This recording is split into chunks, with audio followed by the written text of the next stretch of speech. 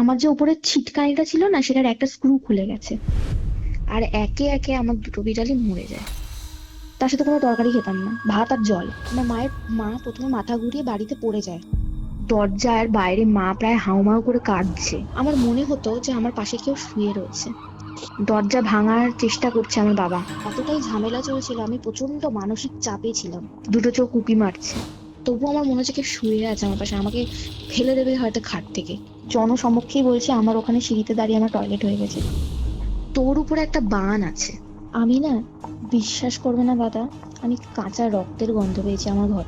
ও মানে ওখানে দাঁড়িয়ে মনে হচ্ছে আমার না অপেক্ষা করছে যে আমি কখন উপরে আসবো। তোর বাড়িতে তো প্রেত চালান করা হয়েছে। বুঝতে পারলাম যে আমার হাতের উপরে কেউ হাতটা রেখে দিয়েছে। আর আমার হাতটা অস্বাভাবিক ভাবে জ্বলতে শুরু করেছে।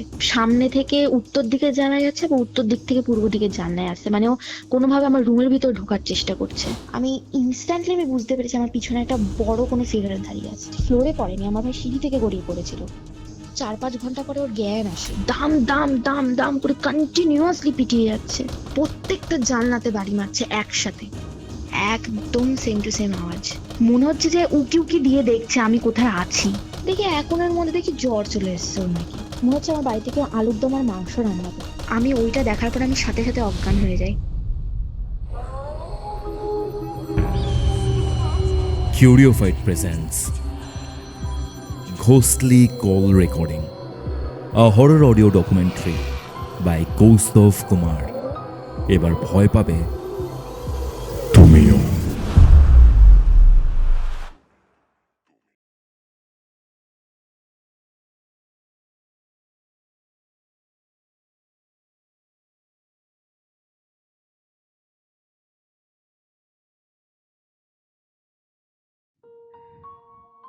কিউরিওফাইটের ঘোস্টলি কল রেকর্ডিং সিরিজের মারাত্মক একটি হরর পডকাস্টে আপনাদের সকলকে স্বাগতম জানাচ্ছি আমি কৌস্তভ।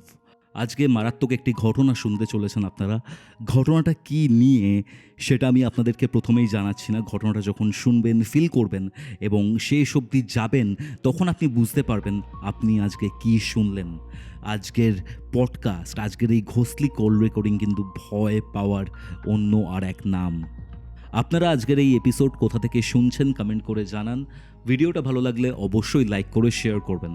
এবং হ্যাঁ, আমি কুম্ভতে ছিলাম, অর্থাৎ প্রয়াগরাজে ছিলাম, কুম্ভতে। সেখানে বেশ কিছু জিনিসের সম্মুখীন হয়েছি আমি, সেটা আমি আপনাদেরকে জানাবো। আর একটা ব্যাপার আপনাদেরকে জানাই, আপনারা যদি কিউরিওফাইট ইউটিউব চ্যানেলে নতুন হন, সাবস্ক্রাইব করে বেল নোটিফিকেশন অন করে রাখুন। এবং হ্যাঁ, আপনিও যদি আপনার সাথে ঘটে যাওয়া এরকম প্যারানর্মাল এক্সপিরিয়েন্স আমার সাথে শেয়ার করতে চান, তাহলে আমাকে হোয়াটসঅ্যাপে যোগাযোগ করতে পারেন। হোয়াটসঅ্যাপ নাম্বারটি আমি আপনাদেরকে জানিয়ে দিচ্ছি।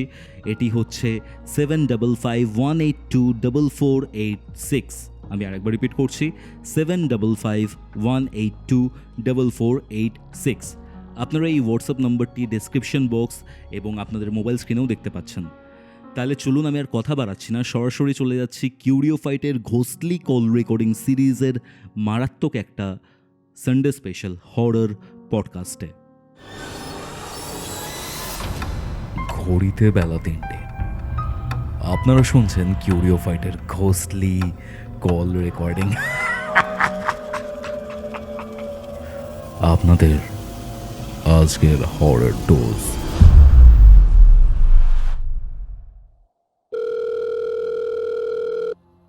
হ্যালো অন্বেষা। হ্যাঁ দাদা। হ্যাঁ, বেসিক্যালি ব্যাপারটা যেটা হচ্ছে, তুমি বাড়ার সাথে থাকো, হুম। কলেজে 3rd ইয়ারে পড়ছো, হ্যাঁ। কিন্তু নিজের জীবনের এই সময়ের মধ্যে তুমি এমন কিছু কিছু জিনিসের মধ্যে দিয়ে গেছো, এমন কিছু জিনিস এক্সপিরিয়েন্স করেছো, হুম। এবং যা তোমার সাথে ঘটেছে, এই পুরো জিনিসটাই না খুবই সাংঘাতিক একটা জিনিস। আর আমার যেটা মনে হয়েছে, ভয় যেমন এই ঘটনাটার মধ্যে রয়েছে, তেমনি অনেক মানুষের অনেক কিছু শেখার ব্যাপার রয়েছে। একদম একদম। কি ঘটেছিল তোমার সাথে অন্বেষা? আমি একদম শুরু থেকে জানতে চাই। আচ্ছা, তো ঘটনাটা শুরু হচ্ছে 2023-এর এপ্রিল থেকে। আমি একটা ফাংশনে গেছিলাম, মিউজিকের ফাংশনে। তো সেখানে আমার একটা ছেলের সাথে পরিচয় হয়। তার নাম হচ্ছে অভি। হুম। তো অভির সাথে প্রথমে খুব ফ্রেন্ডলি বিহেভিয়ার ছিল। খুবই ভালো, মানে খুবই পোলাইট বিহেভিয়ার ছিল। তো আমাদের দুজনের মধ্যে খুবই একটা ভালোবাসার টান আর কি আসে, তো আমরা দুজনের রিলেশনশিপে যাই। তো এপ্রিল মে মানে একদম খুব ভালোভাবেই কাটছিল। তো যেহেতু রিলেশনশিপটা খুবই ডেপথে যাচ্ছিল, তো অভি আমাকে নিজের পুরো ফ্রেন্ড সার্কেলের মধ্যে আমাকে ইন্ট্রোডিউস করায়। তো ওর ফ্রেন্ড সার্কেলের মধ্যে একটা মেয়ে ছিল, ওর নাম হচ্ছে রিয়া। রিয়া হচ্ছে অভির আর কি ক্লাসমেটই ছিল, বাট বেস্ট ফ্রেন্ড। তো আমার রিয়ার সাথে খুব ভালো পটে যায় আর কি। আমরা দুজনে যেখানেই যেতাম একসাথে যেতাম, কোথাও যদি ঘুরতে যাওয়া হতো সেখানে সব জায়গায় একসাথে যেতাম, মানে একটা বেশ ভালো বন্ডিং হয়ে গেছিল আমাদের। মানে একটা সিস্টার সিস্টার আর কি, একটা ভাইব ছিল। তো পুজোর পর মানে 2023-এর পুজোর পর আমার আর অভির মধ্যে একটা হালকা একটা ক্র্যাক পড়লো আর কি এই রিলেশনশিপে। বিভিন্ন ছোট ছোট ব্যাপার নিয়ে হঠাৎ করে ঝগড়া লেগে যেত। আর ঝগড়ার টপিকটা কিন্তু সবসময় রিয়াই থাকতো। রিয়া কিভাবে মানে বিভিন্ন রকম ভাবে আর কি রিয়া অভিকে ম্যানিপুলেট করতে চাইতো আমার ব্যাপারে আর কি, উল্টোপাল্টা কথা বলে ওকে ডাইভার্ট করার চেষ্টা করতো। কিন্তু আমি যেহেতু অভিকে খুবই ভালোবাসতাম, আর এটা আমার লাইফে কিন্তু ফার্স্ট রিলেশনশিপ, এটা আমি বলে রাখি। তো আমি জিনিসটাতে খুব ইনভলভ হয়ে যাই, একটা খুবই ইমোশনালি ইনভলভ হয়ে যায়, এতটাই ইনভলভ হয়ে যায় যে আমি আমার মাকেও অভির ব্যাপারে জানাই, অভির সাথে দেখা করাই যে আমার এই ছেলেটিকে খুব ভালো লাগে। তো সবই ভালো চলছিল, বাট এরকম ঝগড়া টুকটাক লেগেই থাকতো বলে আমার মনের মধ্যে না একটু কষ্ট আর কি জমেই থাকতো। আর সেখানে কোথাও না কোথাও গিয়ে আমি রিয়াকেই ব্লেম করতাম ব্যাপারটাতে। এবার 2023 পেরিয়ে 2024-এ আমরা যখন পা রাখি, তখনও সবকিছু একদম একদম ভালো ছিল। তো সবাই মিলে আমরা আর কি একটা প্ল্যান করলাম যে নিউ ইয়ার তো হয়েই গেল, তাহলে আমরা সবাই মিলে না হয় আমার বাড়িতে একটা গেট টুগেদার করি, আমার বাড়িতে।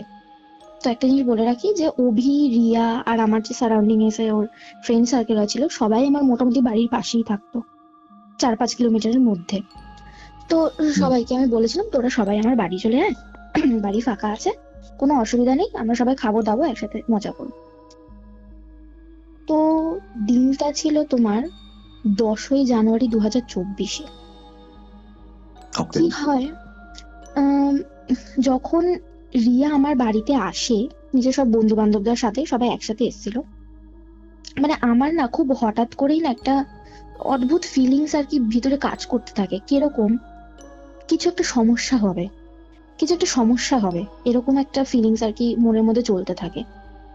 কারণ আহ আমি তো এটা জানতাম যে রিয়ার সাথে অভির আগে একটা একটু ঘনিষ্ঠ সম্পর্ক ছিল, সেখান থেকে আমি রিলেশনশিপে আসলাম অভির সাথে, সেখানে হয়তো রিয়ার কিছু একটা তিক্ততা ব্যাপার আছে। আর তার উপরে আবার রিয়ার জন্য আমার আর অভির রিলেশনে ঝগড়া হচ্ছে, এই জিনিসটা আমার মনের মধ্যে একটু না খটা দিচ্ছিল।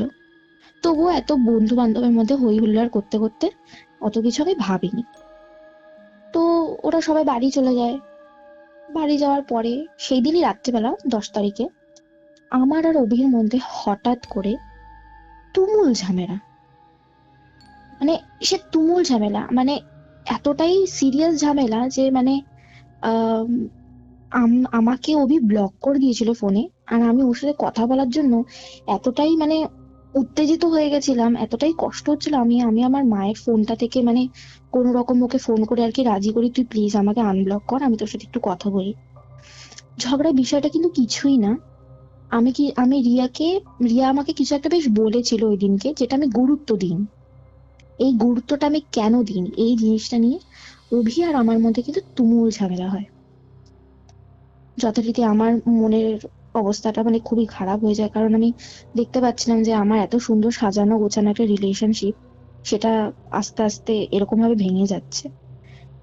কৌস্তভদা, তোমাকে একটা কথা বলে রাখি, অভি কিন্তু খুবই নরম স্বভাবের, খুবই শান্ত, খুবই ইন্টেলিজেন্ট একটা ছেলে। ওকে। খুবই মানে এতটাই শান্ত, মানে ও কিন্তু হট করে কোনো ডিসিশন নেয় না, 4-5 মিনিট ভেবে তারপরে কিন্তু ডিসিশন নেয়, আর হঠাৎ করে কোনো কিছু নিয়ে এক্সাইটেড হয়ে যায় না। আর রাগ তো বলতে গেলে নেই, যখন রেগে যায় সেটা আলাদা ব্যাপার, কিন্তু একেবারেই নেই। তো 10 তারিখের পরে ঠিক যেহেতু আমার ডেট গুলো ভালো মনে আছে, কারণ ওই মাসে আমার দিদির বিয়ে ছিল। তো ঠিক 12 তারিখ নাগাদ, মানে একদিন পরেই আমার মা প্রচন্ড অসুস্থ হয়ে যায়। প্রচন্ড অসুস্থ কিরকম, আমার মা প্রথমে মাথা ঘুরিয়ে বাড়িতে পড়ে যায়। তারপরে আমার মায়ের প্রচন্ড বমি হতে শুরু করে, মানে সে বমি মানে যা খাচ্ছে তাই বমি করছে, না খেলেও বমি করছে। মা পুরো শয্যাশায়ী হয়ে গেল 3-4 দিনের জন্য। ঠিক তারপরেই আমারও সেম অবস্থা।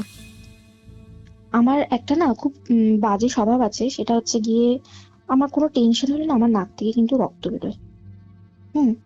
আমি আর আমার রিলেশনের মধ্যে এতটাই ঝামেলা চলছিল, আমি প্রচন্ড মানসিক চাপে ছিলাম। হ্যাঁ। তো ওকে। সেই জিনিসটার জন্য মানে আমার নাক থেকে প্রায় রোজ দিনই প্রায় ওরকম ব্লিডিং হতো। তো আমার মা সেটা বুঝতে পেরেছিল আমারও কিছু সমস্যা হচ্ছে। যাই হোক, আমি এটা খুবই সাইডে রেখেছিলাম, বিকজ আমার প্রচন্ড মনে আর মাথায় চাপ পড়ছে বলে আমার এই জিনিসগুলো হয়, সেটাই আমি ভেবেছিলাম।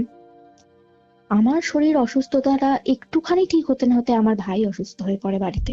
ওকে। মানে আমার ভাইয়ের তো খুবই খারাপ কন্ডিশন হয়ে গেছে, প্রায় হসপিটালে ভর্তি করার মতো। কি হয়েছিল আর কি?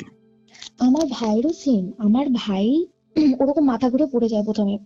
কিন্তু ফ্লোরে পড়েনি, আমার ভাই সিঁড়ি থেকে গড়িয়ে পড়েছিল। আমার ভাই একদম রোগা প্যাকটা, টিংটিঙে একদম, ঠিক আছে।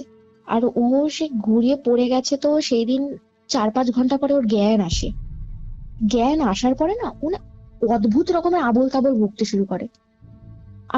আমরা কেউ বুঝতে পারছি না ও আবোল তাবোল বকছে কেন।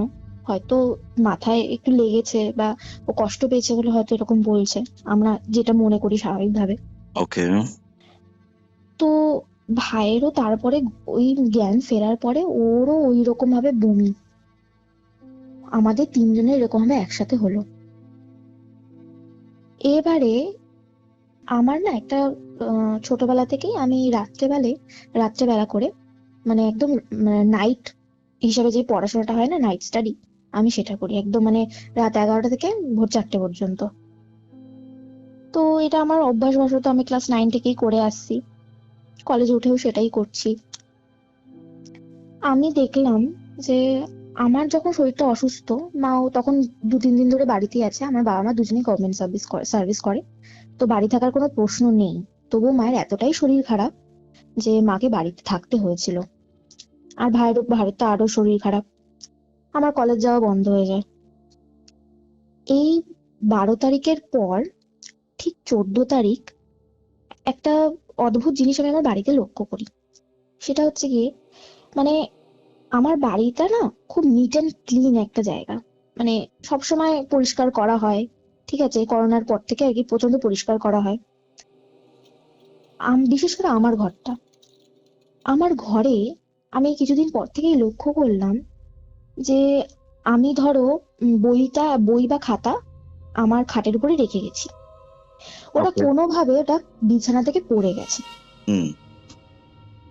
আমার খুব রাগ হতো, আমি মনে করতাম আমার ভাই করেছে। আমার ভাই ছোট, তো আমি ওকে গিয়ে স্বাভাবিকভাবে বলতাম তুই কেন করেছিস, ও সবসময় আমাকে বলতো যে না দিদি আমি করিনি। এটা হলো। তারপরে ধরো বাথরুমে আমি যতবারই যেতাম অলওয়েজ কলটা সবাই বন্ধই করে আসে, বাথরুমের কল বারবার খুলে যেত, বারবার। এখানে আমি আমার বাবাকে জানিয়েছিলাম, কমপ্লেন করেছিলাম, বাবা দেখো এরকম কলে এরকম সমস্যা হচ্ছে, তুমি কিছু করো। তো বাবা মিস্ত্রি দেখে ঠিক করালো, কলের সমস্যাটা বন্ধ হয়ে গেল। এবার ভয় পাওয়াটা শুরু হয় হচ্ছে গিয়ে ঠিক 15ই জানুয়ারি থেকে।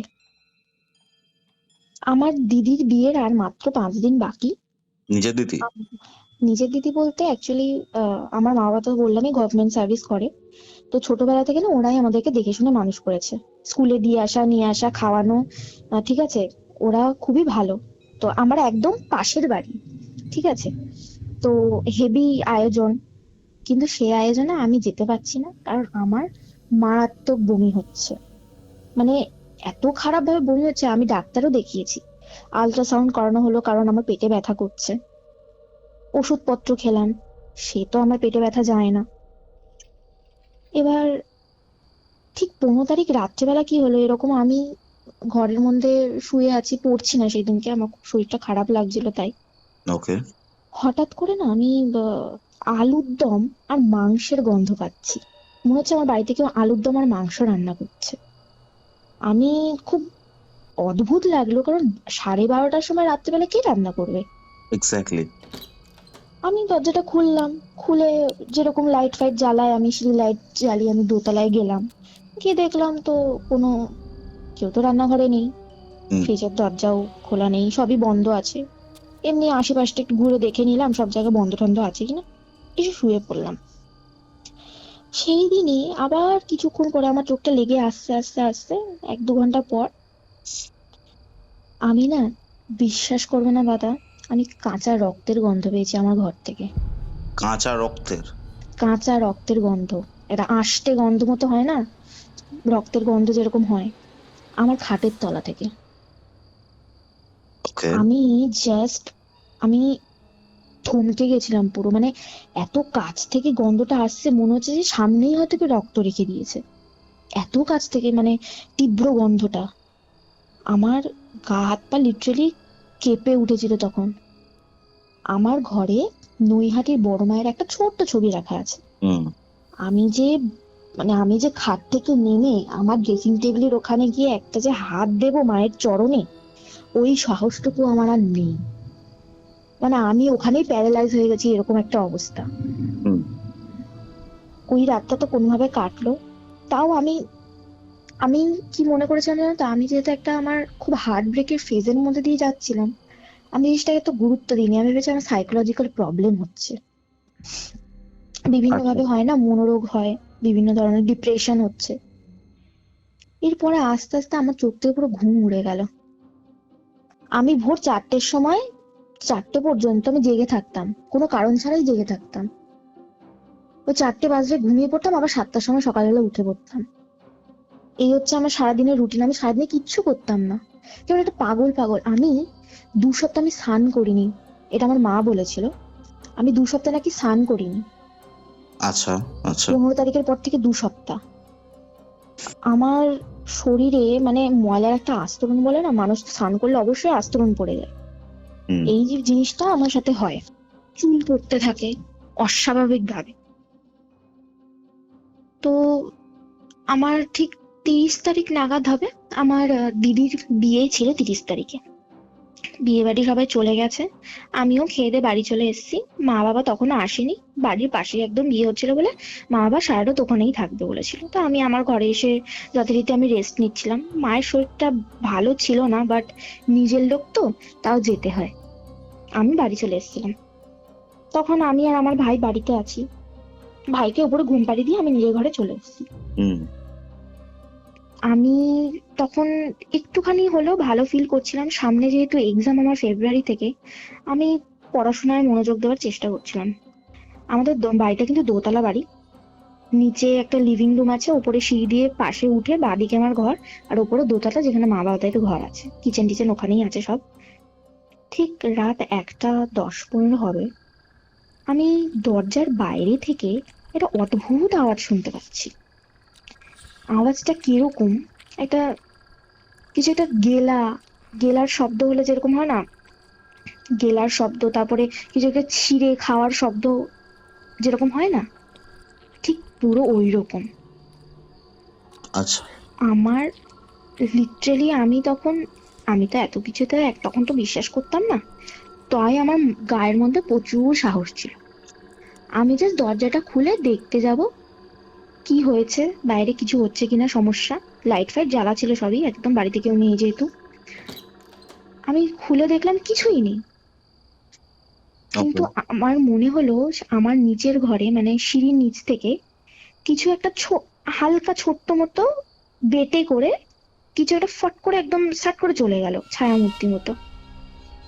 আমি না ওটা দেখে প্রচন্ড ভয় পেয়ে যাই, আমি প্রচন্ড ভয় পেয়ে যাই। আমি লিটারালি প্রায় আমার কান্না বেরিয়ে যায় যায় অবস্থা। আমি কোনোভাবে ফোনটা তুলে আমার মাকে ফোন করি, না তুমি বাড়ি আসো, তুমি বাড়ি আসো। আমার মা জিজ্ঞেস করছে কি হয়েছে, তোর কি শরীর খারাপ করছে? আমি বলছি না মা, তুমি বাড়ি আসো, আমার ভালো লাগছে না, আমি একা থাকতে পারছি না। তো স্বাভাবিকভাবে মা চলে আসে। সেই রাতে আমি মায়ের সাথেই ঘুমাই আমার এই জিনিসটা দেখার পর থেকে। তারপরে আমার আর আমার বয়ফ্রেন্ড অভির এত ঝামেলার মধ্যে আমি একদিন বলি যে, দেখ অভি, আমার মায়ের শরীরটা ভালো নেই, আমার শরীরটাও ভালো যাচ্ছে না। 31 তারিখের কথা বলছি।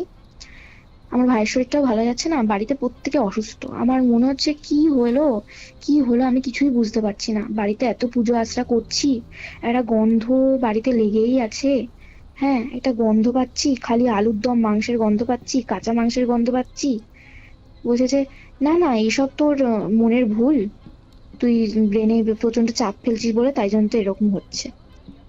এটা বলার পরে হঠাৎ করে অভি না প্রচন্ড এগ্রেসিভ হয়ে যায়। এগ্রেসিভ মানে ও মানে আমাকে ওখানে হয়তো মেরেই ফেলবে এরকম অবস্থা রাস্তার মধ্যে। আচ্ছা। পুরো সিন ক্রিয়েট হয়ে গেল ওর। মানে একটা ভরা ব্যারাকপুর রোডে, বারাসাত ব্যারাকপুর রোডে প্রচুর ক্যাফে আছে, ওপেন ক্যাফে, সেখানে আমি গেছিলাম। ও লিটারালি মানুষজন কোনো গ্রাহ্য করলো না, ও আমাকে ঘাড় ধাক্কা দিয়ে মানে আর কি বের করে দেবে এরিয়াটা থেকে। বলছে তুই চলে যা, আমার চোখের সামনে কোনোদিন আসবি না। এতটাই এগ্রেসিভ হয়ে যায় যে ওকে ওর মানে ওখানে বন্ধু তো ছিল না, আশেপাশে যারা চা ফা খাচ্ছিল তারা এসে ওকে ধরেছে লিটারালি। এতটা এগ্রেসিভ হয়ে যায়। কৌস্তব, আমি তোমাকে বললাম না প্রথমেই শুরুতে যে অভি কিন্তু খুবই শান্ত মস্তিষ্কের একটা মানুষ, হুট করে তো রেগে রেগে যায় না। আমার জিনিসটা না খুব অস্বাভাবিক লাগে যে একটা মানুষ যে আমার সাথে সারাদিন কথা না বলে থাকতে পারে না, সেই মানুষটা আমার সাথে কথাই বলতে চায় না, আমাকে আজকে লিটারালি এতজনের সামনে অপমান করে তাড়িয়ে দিল। এটা কিভাবে সম্ভব? আমি যথারীতি ভগবানের কাছে মানে ঘরের মন্দিরে এসে প্রচন্ড কান্নাকাটি করি, ভগবান তুমি এটা কি করছো আমাকে, কেন তুমি এরকম ভাবে আমাকে ট্রিট করছো তুমি, আমি তো কোনোদিন কারোর সাথে কোনো খারাপ করিনি। তো আমার মনের অবস্থাটা খুবই খারাপ ছিল। এর মধ্যে কিন্তু রোজ রাতেই কিন্তু আমি কাঁচা রক্তের গন্ধ পাচ্ছি, ঠিক আছে, আচ্ছা আচ্ছা। রোজ পাচ্ছি, কিন্তু তবুও আমি নিজের মনের ভুল বলে আমি কিন্তু এটাকে চালিয়ে দিচ্ছি। কারণ আমি তখনই খুবই মেন্টালি ডিস্টার্ব ছিলাম, মানে প্রচন্ড রকম ভাবে। আমার বাড়িতে এরকম সমস্যা, আমার নিজের পার্সোনাল লাইফে এরকম সমস্যা, এর দিয়ে আমি আর কি বলতে পারি? আমি আনন্যাচারাল কিছু ভাবিইনি। আর আমি ছায়ার মূর্তি দেখার কথাটাও ভুলে গেছিলাম। তারপরে হঠাৎ করে ফেব্রুয়ারি মাসটা পড়ে গেল, 1-2 তারিখ নাগাদ আমাকে না অভি ফোন করে। সকালবেলা, ভোরবেলার দিকে, হঠাৎ করে ঠিক ভোরবেলা অভি 6টা 6:30 নাগাদ আমাকে ফোন করে। অস্বাভাবিক একটা টাইম, এত সকালবেলা কে ফোন করে? অভি আমাকে ফোন করে একটা কথা বলল যে, অন্বেষা আমি একটা কথা তোকে শেয়ার করব, জানি না তুই বিশ্বাস করবি কিনা। আমি বলছি বল। বললো তোর মনে আছে আমরা শনিবার দিনকে তুই আর আমি এক জায়গায় বেরোনোর প্ল্যান করব বলেছিলাম, দেখা করব, কিন্তু তোর মায়ের হঠাৎ করে শরীর খারাপ হয়ে গেল। আমি বলছি হ্যাঁ, আর মা তো স্কুলে বেরোতে পারিনি, সেদিনে স্কুলে যাওয়ার কথা ছিল। আমার বাড়িতে সবাই বেরিয়ে গেলে আমি তালা দিয়ে বাড়ি থেকে বেরিয়ে যেতাম ওর সাথে দেখা করার জন্য। কিন্তু আনফর্চুনেটলি সেই দিনই আমার মা, মানে শনিবার দিনকে, একটা শনিবারে আমার মা অদ্ভুত রকম ভাবে কাশতে শুরু করলো। মানে সে কাশি বমি ঠমি করে পুরো ফ্লোর একাকার অবস্থা। আমার মার ইউরিন বেরিয়ে গেছিল, এত চাপ পড়েছে শরীরে, এত খারাপ অবস্থা। আমি সেদিন ওকে জানিয়েছিলাম, অভি তুই প্লিজ আসিস না আজকে, আমার মায়ের প্রচন্ড শরীর খারাপ হয়েছে। তো স্বাভাবিকভাবে সেদিন আসা হয়নি। তো 1 তারিখ নাগাদ ও ফোন করে যখন আমাকে বললো এই মায়ের ইনসিডেন্টটা, আমি তখন জিজ্ঞেস করলাম কিউরিয়াস ভাবে যে কেন, কি হয়েছে, আমার মায়ের শরীর খারাপ হয়েছে তাতে কি হয়েছে? বলছে না, রিয়া আমাকে একটা কথা বললো। আমি বলছি কি কথা? বলছে যে রিয়া না আমাকে সেই দিন বলেছিল যখন আমি ওকে জানিয়েছিলাম যে তোর সাথে আমার দেখা হবে না, ও তখন আমাকে অদ্ভুত ভাবে একটা কথা বলে যে আমি তো জানতাম অন্বেষার মায়ের শরীর খারাপ হবে। আমি এই কথাটা শুনে কৌস্তব দা কিছুক্ষণ যেন পুরো স্টান্ড হয়ে গেছিলাম। ও কি করে জানলো যে আমার মায়ের শরীর খারাপ হবে? How is this possible? Definitely. আমার তখনই জিনিসটা একটু খটকা লাগে, এটা কি করে হতে পারে? তো তারপরে আমি আমার একটা বান্ধবীকে ফোন করলাম, ও আমার খুব অনেক পুরোনো দিনের বান্ধবী, মানে প্রায় 14 ইয়ার্স হয়ে গেছে আমরা একসাথে মানে আর কি যাতায়াত করি সব জায়গায়। ওকে আমি বললাম কথাটা, জানিস তো এরকম এরকম হয়েছে, আমাকে এরকম এরকম বললো কি। বলছে যে তাতে কি হয়েছে, আমি তো রিয়াকে বলেছিলাম যে তোর মায়ের শরীরটা খারাপ, তুই বলেছিলি না আমাকে ফোন করে যে তোর মায়ের শরীরটা খারাপ, তুই আজকে ওর সাথে দেখা করতে যেতে পারবি না। আমি বললাম যে, ও আচ্ছা তুই বলেছিস। তখন আমি ব্যাপারটাতে একটু নিশ্চিন্ত হলাম যে না, কিছু অস্বাভাবিক নেই, সবই স্বাভাবিক আছে। ঠিক তার পরের দিন, মানে 2 তারিখ নাগাদ ফেব্রুয়ারিতে, রাতে আমি পড়ছি, শরীরটা ভালো আছে, আমার মা আর ভাইয়ের শরীরটা খারাপ আছে। আমার ঘরে কেউ আমাকে, আমার দরজাটা বন্ধ আছে, কেউ ডাকছে এরকম দাম দাম দাম দাম করে, আমার দরজাটাকে পেটাচ্ছে। আমি প্রথমে ভেবেছি মা হবে, কারণ মায়ের শরীরটা খারাপ, মা রাতে হয়তো বাথরুমে এসছে। দরজা খুলে দেখি কেউ নেই, কেউ নেই? কেউ নেই। ওকে। আমার জিনিসটা খুবই মানে অদ্ভুত লাগলো, কিন্তু তখন না অ্যাট দ্যাট মোমেন্ট আমি কান্না করছিলাম, কারণ আমার হার্ট ব্রেক হয়েছে, বুঝতেই পারছো কতটা খারাপ কন্ডিশনে রয়েছি আমি। তারপর আমার বাড়ির এত সমস্যা, আমি তার মধ্যে আমি কান্না করছিলাম যে আমি কি হচ্ছে আমার সাথে এগুলো। তো আমি দরজাটা দেখলাম যে কেউ যখন নেই, আমি দরজাটা বন্ধ করেছি, আর কিছুই ভাবিনি আমি। ঠিক তার 5 মিনিট পর আমার দরজাটা কেউ এমন ভাবে পেটাতে শুরু করলো না, আমার মনে হচ্ছে দরজাটা এক্ষুনি খুলে যাবে। আমি লিটারালি চিৎকার করছিলাম, প্লিজ আমার কাছে কেউ আসো, প্লিজ কেউ আসো। সে দরজার মানে পুরো ভাইব্রেট করছিল, পুরো মনে হচ্ছিল আজকে মরে যাবো আমি। বিশেষ করে আমার এত ভয় লাগছে, আমি মরে যাবো আমি আজকে। দাম দাম দাম দাম করে কন্টিনিউয়াসলি পিটিয়ে যাচ্ছে। আমি তখন কি করবো, আমার ফোনটা পর্যন্ত কাজ করছে না, হ্যাক করছে আমার ফোনটা। কোনো কিক না, আমি কোনো অ্যাপস খুলতে পারছি না, আমি কাউকে ফোন করতে পারছি, কিচ্ছু করতে পারছি না। মানে আমি জাস্ট তখন আমার ড্রেসিং টেবিলে মা, বড় মায়ের যে ছবিটা ছিল, আমি জাস্ট মায়ের দিকে তাকিয়ে একটা নমস্কার করে, আমার মনের মধ্যে আতঙ্ক নিয়ে আমি আমার ঘরে একটা হনুমান চালিসা কোথাও একটা রাখা ছিল, সেটা খোঁজার চেষ্টা করছি।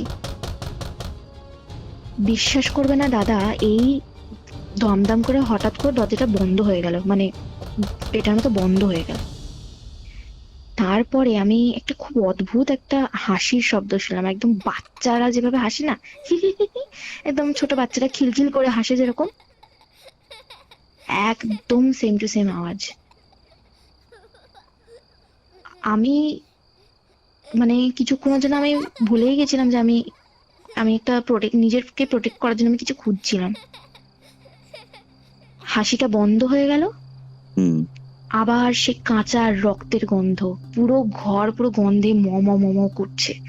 আমার গায়ের মধ্যে না এখনই কাটা দিচ্ছে, আমি যখন বলছি, আমারই ঘরে বসে, যে ঘরে ঘটনাটা ঘটেছিল। আমি কোনো রকমে আলমারি থেকে হনুমান চালিসাটা বার করে আমি পড়তে শুরু করি। আমি আর এর আগে জীবনে কোনোদিন হনুমান চালিসা পড়িনি। আমি হনুমান চালিসাটা মানে কোনো একটা মানে একটু কাপা কাপা গলাতে, মানে আদো আদো, আমি মনে হয় বাংলাও পড়তে ভুলে গেছিলাম তখন, এমন অবস্থা আমার। আমি কোনো রকমে আর কি পড়তে শুরু করি।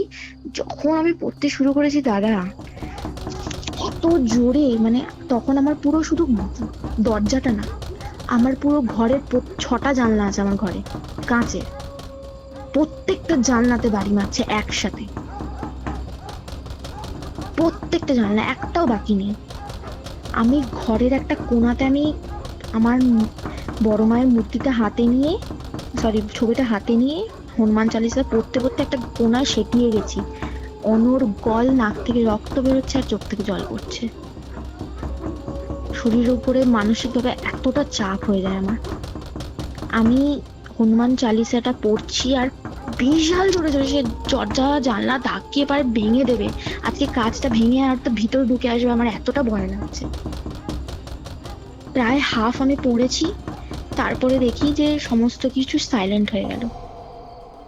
আর এরই মধ্যে, এই পুরো ঘটনাটার মধ্যে বাইরে থেকে এত পরিমাণে কুকুর আর শিয়াল চিল্লাচ্ছিল, মানে আমি আমার এত বছর আমি আমার বাড়িতে আছি, কোনোদিন আমি এত চিল্লানি আমি শুনিনি, কোনো দিন না।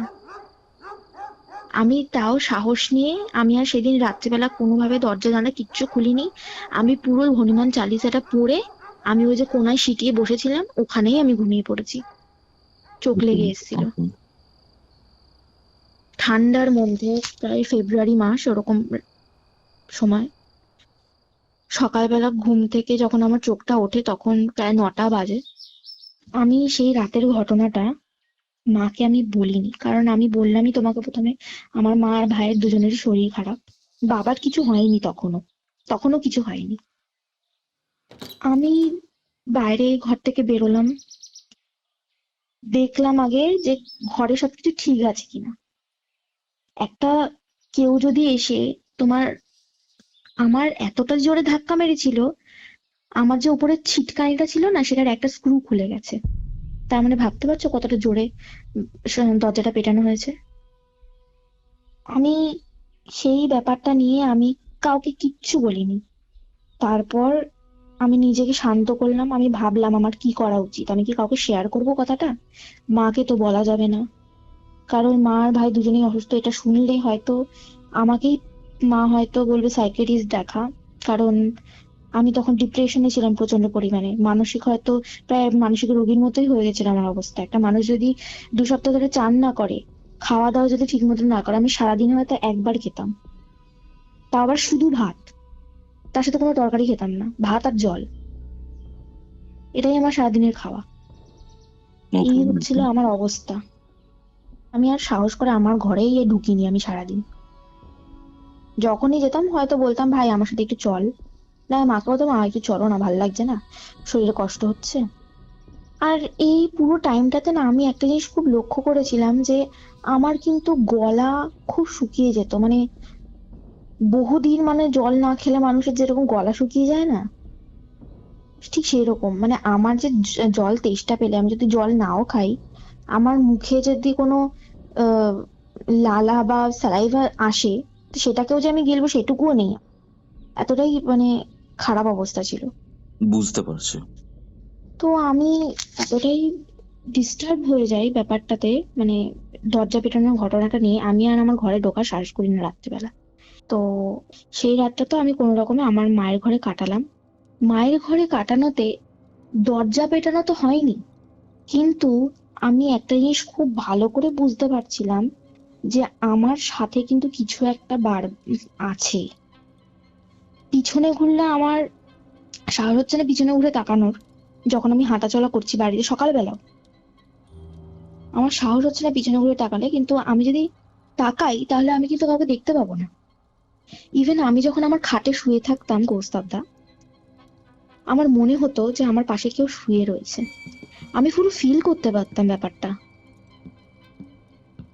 তারপর আহ আমি আস্তে আস্তে না মানে কেমন একটা খামখেয়ালি হয়ে নিজের মনের মধ্যেই বকতে শুরু করলাম ওই ঘটনাটার পর থেকে। তার মাঝখানে একদিন গ্যাপ যায়, 2 দিন গ্যাপ যায়, এরকম ভাবেই চলে। আমি যখন মায়ের সাথেও ঘুমাচ্ছিলাম তখনও না আমার মনে হতো আমার পাশে আমি শুতে পারছি না, জায়গা নেই। অথচ কিন্তু অনেক বড় খাট, আমার ভাই মা একদিকে সেটা রয়েছে, মাঝখানে জায়গাটা ফাঁকা, তবুও আমার মনে হচ্ছে কেউ শুয়ে আছে আমার পাশে, আমাকে ফেলে দেবে হয়তো খাট থেকে। তার এত শরীরটা এত বড়, সে আমাকে ঠেলছে একদিক থেকে। এতটা মানে ভয় লাগতো না তখন, মনে হতো আমি কোনো দিকে আর তাকাবো না, আমি চোখটা বন্ধ করেই, আমি নিজের মনে না ঘুমালেও আমি চোখ বন্ধ করেই থাকতাম। 2টো দিন তো গেল ওই ঘটনাটার পরে। 3 দিনের দিন আমার অ্যাকচুয়ালি ফোনে একজনের সাথে কথা বলতে বলতে আমার অনেকটা রাত হয়ে যায়। আমি ঘরে মা দেখি দরজা বন্ধ করে ঘুমিয়ে পড়েছে। তো আমি আর মাকে ডাকিনি, আমি আমার ঘরেই দরজাটা বন্ধ করে ভগবানের নাম করে আমি আমার মতো আমি আমার কাজ করতে থাকি। আমি আজকে ভাবলাম যে না, আজকে আর যাব না, মা আরও কষ্ট হয় শুতে, আমি যাব না। ওই যে যাইনি তার সেই দিনের জন্য যে আমি যে কত বড় হয়তো পাপ করেছিলাম বলে আমি জিনিসটা আমি দেখলাম। কি হয়েছিল এটা হয়তো তোমার 5 তারিখ নাগাদ, ফেব্রুয়ারির 5 তারিখ নাগাদ। আমি তখন রাত্রেবেলা 12:30 মতো বাজে, একদম 12:30। আমি ফোনে ইউটিউবে আর কি একটা সিরিয়াল দেখছিলাম। আমি পরিষ্কার শুনতে পেলাম যে কেউ নিচে সিঁড়ি থেকে নেমে গেল আর দরজাটা খুললো। নিচে দরজা খোলা মানে ছিটকানি দেওয়া যে দরজা হয় না, ওই রকম। আমি শুনলাম, তখন আমার মনে হলো যে নিচের দরজা এখন বাবাই খুলতে পারে একমাত্র, কারণ বাবা রাত্রিবেলা মাঝে মাঝে আসে নিচের ঘরে। তখন আমি একটা কানে একটা শব্দ শুনতে পেলাম আস্তে করে। আমার বাবা কিন্তু প্রচন্ড নাক ডাকে কোস্তাটা, মানে ব্যাপক নাক ডাকে। আমি এটাই শুনতে পেলাম আমার বাবা কিন্তু উপরে নাক ডাকছে। তা নিচে দরজাটা খুললো কে? সেই দিন রাতে আমি আমার মনে যত সাহস ছিল সব সাহস নিয়ে আমি আমার দরজাটা খুললাম ঘরের। ঘরের দরজাটা খুলে আমি নিচে গেলাম, নিচে ডাইনিং এ লাইটটা জ্বালালাম। লাইটটা জ্বালিয়ে দেখলাম বাবার ঘরের দরজা আর জানলা দুটোই খোলা, মানে দরজা খুললেই একটুখানি ডিস্টেন্সে গিয়ে খাটের পিছনে জানলা দুটোই খোলা। আমার খুব ভয় লাগছিল, আশ্চর্য হচ্ছিল, বাট তবুও আমি আমার মনে যা জোর ছিল সব জোর দিয়ে আমি বাবার ঘরে যাই, গিয়ে লাইট জ্বালাই, লাইট জ্বালিয়ে আমি জানলা আর দরজা দুটোই বন্ধ করি, লাইটটা অফ করে চলে আসি। আমি যখন উপরে উঠছিলাম, প্রথম যখন আমি সিঁড়ির একদম একটা স্টেপে ফেলি পা, আমি ইনস্ট্যান্টলি আমি বুঝতে পেরেছি আমার পিছনে একটা বড় কোনো ফিগার দাঁড়িয়ে আছে, বড় আর চওড়া। আমি পিছনে তাকানোর আর সাহস আমার মধ্যে নেই, আমি আর কোনোভাবেই পিছনে তাকাতে পারবো না। আমি আর কি কোনো রকমের চেষ্টা করছিলাম যে আমি যাতে উপরে আসি। কৌস্তব দা, বিশ্বাস করো ওই সিঁড়ি থেকে আমার উপরের সিঁড়ি পর্যন্ত আসতে গিয়ে আমার গা এত ভারী হয়ে যায়, এত ভারী হয়ে যায় মনে হচ্ছে আমি আর একটা আঙুলও নাড়াতে পারবো না আমার শরীরে, এত ভারী হয়ে যায়। আর সমানে একটা পচা গন্ধ, আর সাথে মানে একটা রক্তের গন্ধ, কাঁচা রক্তের গন্ধ পুরো। আর কানের কাছে পুরো কচর মচর শব্দ, ছিঁড়ে কিছু একটা খাচ্ছে এরকম একটা। তার উপরে ওরকম একটা ফিলিংস যে পিছনে কেউ দাঁড়িয়ে আছে। আমি যখন সেকেন্ড স্টেপটাতে কষ্ট করে পাটা দিলাম, আমি হাতটা কিন্তু রেলিং এর উপরে ছিল আমার সিঁড়ির। আমার হাতটা আমি যে রেলিং এর উপরে যে রাখলাম, তখন আমি খুব ভালো করে মনে করলাম, বুঝতে পারলাম যে আমার হাতের উপরে কেউ হাতটা রেখে দিয়েছে। আর আমার হাতটা অস্বাভাবিক ভাবে জ্বলতে শুরু করেছে, মানে প্রচন্ড রকমের জ্বালা, যাকে বলে গরম জ্বালা নয় কিন্তু ঠান্ডা। মানে ওই যে শরীরের মধ্যে যে যে ঠান্ডা স্রোতটা আমার বয়ে যায় না, আমি কোনোভাবেই আমি বোঝাতে পারবো না সেটা কিরকম। কতটা ভয় আমার সেই টাইমে লেগেছিল সেটা শুধু আমিই জানি। আমার মুখ থেকে একটা স্বর বেরোচ্ছে না, আমি নিজের জায়গা থেকে নড়তে পারছি না, আমার এতটা গা ভারী হয়ে গেছে। তার উপরে এইরকম একটা ক্রিপি সাউন্ড, কিছু একটা ছিঁড়ে ছিঁড়ে কেউ কিছু খাচ্ছে, এইগুলো থেকে যে আমার আমার না একদম, আমি এটা জনসমক্ষেই বলছি, আমার ওখানে সিঁড়িতে দাঁড়িয়ে আমার টয়লেট হয়ে গেছিল। আমার এতটা ভয় লেগেছিল আমার। আমি ওই অবস্থায় কোনো রকমে মনের মধ্যে জয় মা তারা বলে কোনো রকমে আমি খুব কষ্টে আমার ঘরের দরজাটা পর্যন্ত এসেছি। ওকে। ঘরের দরজাটা যে আমি বন্ধ করতে যাব না, আমার ঘরে লাইট জ্বলছিল কিন্তু হুম। লাইটের আলোতে আমি যা দেখেছি, একটা ছোট্ট বাচ্চা প্রায় 3 থেকে 4 বছর হবে, হুম। ও ওখানে দাঁড়িয়ে, মানে বীভৎস চেহারা, পুরো কালো ফিগার, আর মুখ থেকে সাদা সাদা কি একটা বেরোচ্ছে। কি বেরোচ্ছে? সাদা সাদা একটা ফেনা টাইপের, মানে একটু কি বলবো, খুব থকথকে ফেনা টাইপের। ও মানে ওখানে দাঁড়িয়ে মনে হচ্ছে আমার জন্য অপেক্ষা করছে যে আমি কখন উপরে আসবো। হুম। আমি মানে দেখে না আমার পুরো শরীর, মানে ওখানেই আমি প্যারালাইজ হয়ে যাব এরকম একটা অবস্থা।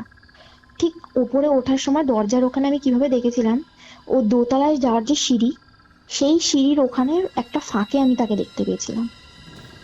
ওই দেখে মানে আমি যে মানে একটুখানি যে দেখতে পেয়েছি, ওর মধ্যে ওই বাচ্চাটা যেভাবে সিঁড়ি থেকে নেমে আসছিল, ওটা দেখে আমার আমি চিৎকার করে ফেলেছি পুরো, একদম মানে গড়িয়ে গড়িয়ে নামা বলে না, হামাগুড়ি দিয়ে নামা, হুম। হুম। হুম। পুরো ওই রকম ভাবে নামছে আর আমার ঘরের দিকেই আসছে। আমি তো মানে গায়ে আর জোর নেই, গা ভারী হয়ে রয়েছে, তার উপরে আমার মনে হচ্ছে আজই আমার শেষ দিন, আর আমি ভোরের আলো দেখতে পাবো না। আমি ওই রকম ভাবে কোনো রকমের দরজাটা আর বন্ধও করতে পারছি না, মানে দরজায় কিন্তু কোনো সমস্যা নেই, তবুও আমি দরজা বন্ধ করতে পারছি না। আমি জাস্ট মনের মধ্যে জয় মা তারা, জয় মা তারা, জয় মা তারা এরকম বলতে বলতে আমি দরজাটা বন্ধ করেছি। তারপরে সেই রকমই আবার দাম দাম করে শব্দ, কি একটা যেন ফিস ফিস ফিস ফিস করেই যাচ্ছে তখন থেকে দরজার বাইরে থেকে। আমি কিচ্ছু বুঝতে পারছি না, কিচ্ছু বুঝতে পারছি না। আমি সমানে অঝরে কেঁদে যাচ্ছি আর চিল্লাচ্ছি মা মা করে। আর খুব অস্বাভাবিক ব্যাপার কৌস্তব দা, আমার কথা কিন্তু কেউ শুনতে পায়নি। ঘরের দরজাটা বন্ধ করার সাথে সাথে এত পরিমাণে যে মানে গাটা হঠাৎ করে ছেড়ে দিল তখন, মানে পুরো একদম হালকা হয়ে গেল আমার শরীরটা। আর দরজাটা সেই রকম ভাবে দাম দাম দাম দাম করে পিটিয়ে যাচ্ছে। আর ঘরের মধ্যে থেকে তো মানে সাফোকেট হয়ে যাচ্ছে আমি, মানে কোনো রকম ভাবে নিঃশ্বাস নিচ্ছি।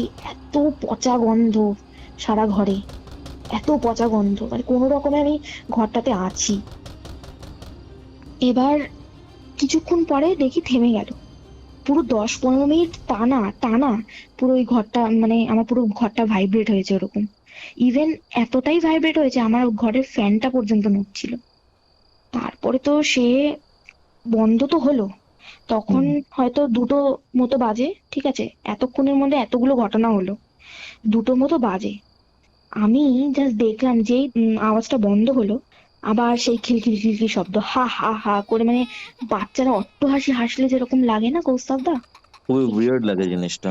প্রচন্ড রিভিয়ার্ড। তারপরে আমি আমি নিজের চোখে দেখলাম রাস্তার লাইটটা ফ্লিক করছে অস্বাভাবিক ভাবে। সকালবেলায় ঠিক করে গেল সেই লাইট ফ্লিক করছে, 2টো বাজে তখন রাত। মানে সারা যত রাজ্যের কুকুর আছে হয়তো আমার বাড়ির সামনে এসে ঘেউ ঘেউ করছে, এত সাউন্ড। তার মধ্যেও এত সাউন্ডের মধ্যে আমি বাচ্চাটার ওই অট্টহাসি আমি শুনতে পাচ্ছি। আমি জাস্ট স্টান্ড হয়ে গেছি। তারপরে যেই হাসিটা বন্ধ করলো না, আমি দেখলাম ঠিক আমার ঘরে উত্তর দিকে আর পূর্ব দিকে 2-3টে করে জানলা আছে, প্রত্যেকটা কাঁচের জানলা। আনফর্চুনেটলি সেদিনকে ওখানে পর্দা দেওয়া ছিল না। আমি যা দেখলাম, একটা বড় ফিগার, ওই যে কালো বড় ফিগারের কথা বললাম আমি আগে, সেই ফিগার আমার জানলার সামনে থেকে একবার সামনে থেকে উত্তর দিকে জানায় যাচ্ছে বা উত্তর দিক থেকে পূর্ব দিকে জানায় আসছে, মানে ও কোনোভাবে আমার রুমের ভিতর ঢোকার চেষ্টা করছে। ভীষণ ক্রিপি ব্যাপারটা, ভীষণ আমি ক্রিপি। আমি লিটারালি আমি ভাবতেই পারিনি এই একটা মানুষও যদি হয় সে কিভাবে আসবে আমার জানলা পর্যন্ত। সে লিটারালি একবার পূর্ব থেকে উত্তরে যাচ্ছে, উত্তর থেকে পূর্ব দিকে যাচ্ছে। আমি জানলা হিসেবে মেনশন করলাম। আমার না দেখে আমি প্রায় সেন্সলেস হয়েই পড়ি। আর সমানে সেই অট্টহাসির শব্দ, ঘরের মধ্যে ঢোকার চেষ্টা করছে এরকম একটা ব্যাপার। মানে আমার ঘরেও জানি না, আমি এখনো পর্যন্ত জানি না ও কেন মানে ঢুকতে পারছিল না আমার রুমটাতে, পার্টিকুলারলি আমার রুমটাতে। ও কেন বাইরেই ঘোরাফেরা করছিল আমি এটা পরে বলবো তোমাকে। সে মানে এরকম ভাবে অট্টহাসি হেসে মানে আর কি একবার ঠকঠক করছে পুরো জানলায় এসে, কিছু একটা মানে একটা ফাঁকা পেলেই ও ঢুকে যাবে ঘরের মধ্যে। সেই সময়টাতে আমার অবস্থাটা বুঝতে পারছো তুমি? আমার লিটারালি আমি যে সিঁড়িতে আমি যে ইউরিনেট করে দিয়েছিলাম সেই জামাটাকু পর্যন্ত আমি চেঞ্জ করতে পারিনি, আমার এতটা খারাপ অবস্থা ছিল। আমি মানে একটা এইরকম ঘুরছে যে একবার উত্তর থেকে পূর্ব দিকে যাচ্ছে জানলার, মনে হচ্ছে যে উকি উকি দিয়ে দেখছে আমি কোথায় আছি। আমি নিজের চোখে দাঁড়িয়ে এই জিনিসগুলো দেখেছিলাম দাদা, নিজের চোখে। ওকে, বুঝতে পেরেছি বিষয়টা। আমি আমি বুঝতে পারছিলাম না কি করবো। আমার হনুমান চালিসার কথা আমি ভুলে গেছি, আমার ঘরে যে একটা মায়ের ছবি আছে আমি সেটাও ভুলে গেছি। আমি জাস্ট লাস্ট যখন উকি দিয়েছিল না, তখন আমি চোখগুলো দেখতে পেয়েছিলাম। চোখগুলো কিরকম ছিল, একটা মানে হঠাৎ করে সবকিছু অন্ধকার হয়ে গেছিল, পুরো পাড়ার লাইট পুরো অফ হয়ে গেছিল, পুরো পাড়ার লাইট। আর পুরো চোখগুলো না মানে শুধু পুরো মনিটা যদি কোনো ব্রাইট কালারের হয়ে যায়, চোখের যে আমাদের কালো অংশটা থাকে কোনো একটা ব্রাইট কালারে হয়ে যায়, তোমার ইয়েলোইশ নিয়ন টাইপের কালারে যদি হয়ে যায়, ঠিক সেরকম।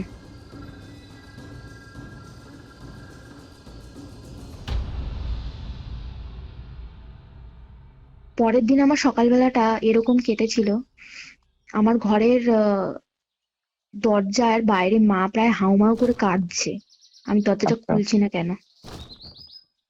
দরজা ভাঙার চেষ্টা করছে আমার বাবা। আমি সেই টাইমে উঠে হতবত হয়ে উঠে তখন হট করে দরজাটা খুলেছি, আর বাবা না হোঁচটকে পড়ে গেছে, কারণ আমি সাথে সাথে দরজাটা খুলে দিয়েছিলাম তখন। যারটাতে কম খাও। হ্যাঁ, এবার আমার তখন দেখি প্রায় সকাল 11টা মতো বাজে, আমার নাকে রক্ত লেগে আছে, আমার ঘরের মধ্যে রক্ত পড়ে আছে, আমার গা থেকে ইউরিনের গন্ধ বেরোচ্ছে, ঠিক আছে, মানে খুবই খারাপ অবস্থা, চুল মুল সব এলোমেলো।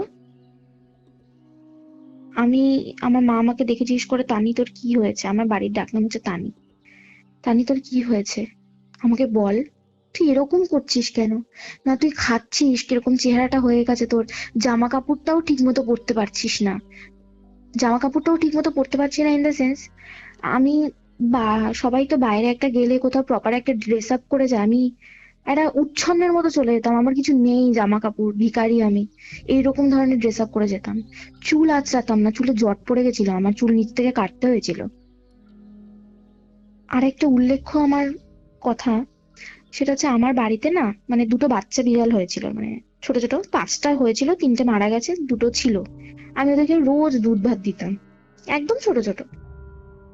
যবে থেকে এই ঘটনাটা শুরু হয়েছে, এই মানে বাড়িতে রক্তর গন্ধ পাওয়া, আলুর দম তারপরে মাংসের গন্ধ পাওয়া, তবে থেকে কিন্তু ওই বিড়াল দুটো খুব অসুস্থ হয়ে যায়, আর একে একে আমার দুটো বিড়ালই মরে যায়। একদম সাদা ধবধবে বিড়াল ছিল, খুব সুন্দর। আমার খুব মন খারাপ হয়েছিল যখন মারা গেছিল। আমি তখন বুঝিনি যে ঘটনাটা অ্যাকচুয়ালি কি হয়েছিল।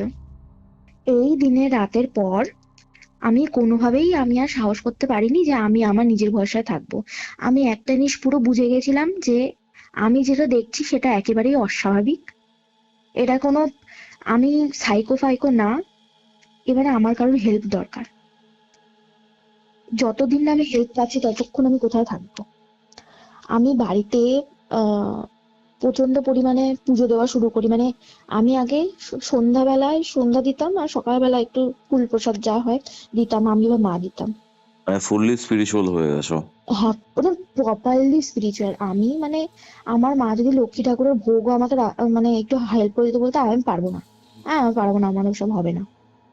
সরস্বতী ঠাকুরের ওখানে বই রাখতাম না, মানে এরকম আর কি, ভগবানে বিশ্বাস করতাম না, ঠিক আছে। আমার মা জাস্ট আমাকে একটা নৈহাটি থেকে ঠাকুরের ছবি এনে দিয়েছিল, সেটা আমি ঘরে রেখেছিলাম, এটাই হচ্ছে ব্যাপার। আর ওই হনুমান চালিসাটা আমি একজনের কাছে ফ্রিতে পেয়েছিলাম, তাই নিয়েছিলাম, এতটাই আমি অবিশ্বাসী। আমি দেখলাম যে আর পারা যাচ্ছে না, আমি অল দা টাইম আমাকে কেউ দেখছে সারাক্ষণ, আমি সে সকাল হোক, আমি স্নান করছি হোক, আমি আমি আমার নিজস্ব তো কোনো কাজ করতেই পারছি না, আমি আমার ঘরে ঢুকতে পারছি না, ঘরে ঢুকলেই ভয় লাগছে, রক্তের গন্ধ পাচ্ছি, সারা বাড়ি থেকে মাংস আর আলুর দমের গন্ধ সারাক্ষণ। আমাদের বাড়িতে মঙ্গলবার করে নিরামিষ হয়, সেই দিনও পেয়েছি, সেই দিনও। আমি আমার একটা ম্যামের সাথে আমি কন্ট্যাক্ট করলাম, ম্যামটা আমাকে বাড়িতে পড়াতে আসতো, আমি যখন মাধ্যমিক দেব তখন, তখন থেকে ম্যামের সাথে আমার খুব ভালো সম্পর্ক ছিল। আচ্ছা। ম্যাম আমাকে বহু বছর আগে একজনের, মানে বহু বছর বলছি, আমি এখন 3rd ইয়ারে পড়ি, তো তখন ক্লাস 10-এ পড়তাম। এবার তখনের সময় ম্যাম আমাকে একটা দাদার কথা বলেছিল, যে যে দাদা আর কি মাতৃ সাধক, মানে মা তারা সাধনা করে, বয়সটা খুবই কম, তো আমাদের বাড়ির আশেপাশেই থাকে, বলেছিল তুই ওর সাথে কন্ট্যাক্ট কর অন্বেষা, আমি ওকে বলে দিচ্ছি যে তুই যাবি, তুই ওর সাথে কন্ট্যাক্ট কর। তো আমি ম্যামকে বললাম, ম্যাম থ্যাংক ইউ, তো আপনি একটুখানি বুঝিয়ে বলবেন যে কি সমস্যা। ম্যাম আমাকে বললো তুই নিজে বলিস। তারপর আমাকে অ্যাকচুয়ালি কিছুক্ষণ পরে আবার ম্যাম আমাকে ফোন করে বললো যে আম, অন্বেষা, আমি কি তোর অ্যাকচুয়াল সমস্যাটা বলবো নাকি অন্য কোনো সমস্যা বলবো, কারণ ও কোনোভাবেই দেখা করতে চাইছে না। ও তো এরকম ধরনের কোনো কাজ করে না, মানে তন্ত্র এরকম কোনো কারুরই কাজ করে না। ও আর কি শুধুমাত্র সাধনাটাই করে। ও মাতৃভক্ত পুরো। আমি বললাম ঠিক আছে ম্যাম, তুমি আমাকে নাম্বারটা দাও, আমি কথা বলবো। তখন আমি ওই দিন, ভাগ্যবশত আমি ওই দিন 4-5 বার ফোন করেছি, উনি আমার ফোন ধরেননি। ঠিক আছে, তারপরের দিন রাত্রেবেলা আমি ততক্ষণ মানে 20 থেকে 22 বার আমার ফোন করা হয়ে গেছে। পরের দিন রাতে, সেই দিন রাতে আর কিছু হয়নি, কারণ আমি আমার মায়ের সাথে শুয়েছিলাম। আমি কোনোভাবেই আমার ঘরে আসতে পারিনি। ইভেন আমার এতটাই ভয় লাগতো, আমার যদি টয়লেটও পেতো, আমি উঠতামই না আমার খাট থেকে। সকালবেলা হওয়া পর্যন্ত আমি ওখানে শুয়ে থাকতাম, আমি না ঘুমাই। এইভাবে না ঘুমাতে ঘুমাতে মনে হয় আমার 20-25 দিন চলে যায় এরকম ভাবেই। সেই টানা 12 তারিখ থেকে হয়তো আজকে সেই তখন 2024-এর ফেব্রুয়ারি মাসের 7-8 তারিখ হবে। তো দাদা আমার যখন ফোনটা তোলে, আমাকে যখন কল ব্যাক করে, সেটা হচ্ছে 9 ফেব্রুয়ারি 2024-এ। দাদা আমাকে ঠিক 7:30টার সময় রাত্রেবেলা ফোন করে, বলে যে হ্যাঁ, আমাকে তোর ম্যাডাম বলেছিল যে তোর এরকম সমস্যা, তোর কি সমস্যা আমাকে বল। আমি সত্যি কথা বলতে খুব একটা কমফোর্টেবল হইনি ওনার সাথে আমি যেগুলো দেখেছি সেগুলো শেয়ার করতে। আমি আনন্যাচারাল বুঝেছিলাম আনন্যাচারাল, তবুও আমি নিজেকে এক জায়গায় ডাউট করছিলাম, কারণ আমার সাপোর্টে তো কেউ ছিল না তখন। আর আমি এগুলো কাউকে বলিও নি। আমার নিজেকে খুব ডাউট হচ্ছিল বলে আমি শুধু ওই দাদাকে বলেছি, দাদা আমার আর আমার বয়ফ্রেন্ডের মধ্যে খুব ঝামেলা চলছে, আমার বাড়িতেও সবাই খুব অসুস্থ। আমি না এইটুকু চাই যে তুমি আমার বয়ফ্রেন্ডটা যেন আমাকে ছেড়ে না যায়, সেই তুমি ব্যবস্থা করো তুমি আমার। তো আমাকে দাদাটা যথারীতি বলে ঠিক আছে, শুধুমাত্র ম্যাডাম বলছে বলে আমি তোর ব্যাপারটা আমি চেষ্টা করছি। তো উনি বলেছিল, কনফার্ম বলেনি কিন্তু করবে, উনি বলেছে চেষ্টা করবো। তো সেই দিন রাত্রেবেলা আমি ওনাকে আমার বয়ফ্রেন্ডের ছবি পাঠাই। ছবি পাঠানোর পরে আমি কিন্তু ওটাকে কিছু বলিনি, কিন্তু কৌস্তবদা, যে আগে থেকে যে আমার বাড়িতে এরকম সমস্যা হচ্ছে, হ্যাঁ আমি এরকম উল্টোপাল্টা বিহেভিয়ার করছি, আমি এসব গন্ধ পাচ্ছি, আমি কিছু দেখেছি। তো উনি 10 তারিখ রাত তোমার 1টা নাগাদ আমাকে ফোন করেছে। তখন উনি আসনে বসে যা যা দেখতে পেয়েছে, উনি কিন্তু অ্যাকচুয়ালি মানে কি বলবো, মিরারে দেখে না, অনেক সাধনা অনেকে করে যারা মিররে দেখে সবকিছু বলে দেয়। হ্যাঁ, বুঝতে পারছি। হ্যাঁ, আমি ঠিক এক্সপ্লেন করতে পারলাম না ব্যাপারটা, আমি জানি না বিষয়টা নিয়ে।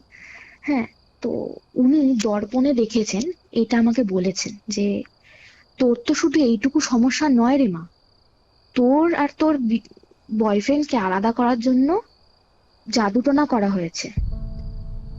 আমি পুরো শুনে না অবাক, আমি তো কিছু বলিনি আমি ওনাকে, আমি শুধু বলছিলাম ঠিক করে দিতে। উনি যে এত কিছু বলবে আমি নিজের কল্পনাতেও আনতে পারিনি কোনোদিন।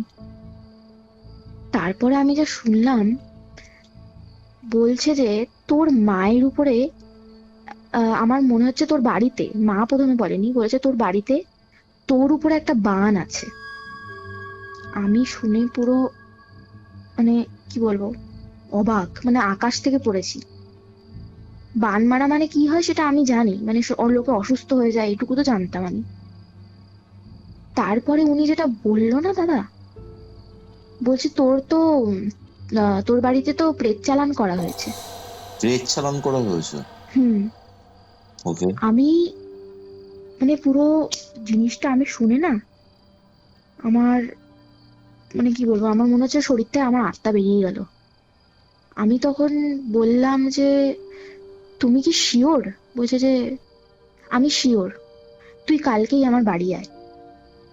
আমি সেই রাতে আমি আর ঘুমাতে পারি না, এতদিন রাত দুটি তো ঘুম হচ্ছিল না, এই রাতেও আমার ঘুম হলো না।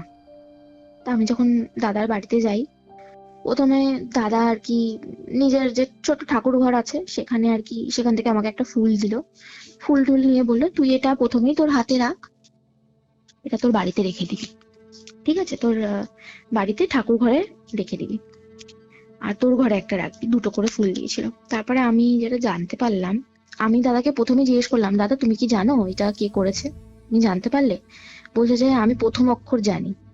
তো প্রথম অক্ষরটা কি আমি কিছুটা পরে বলছি।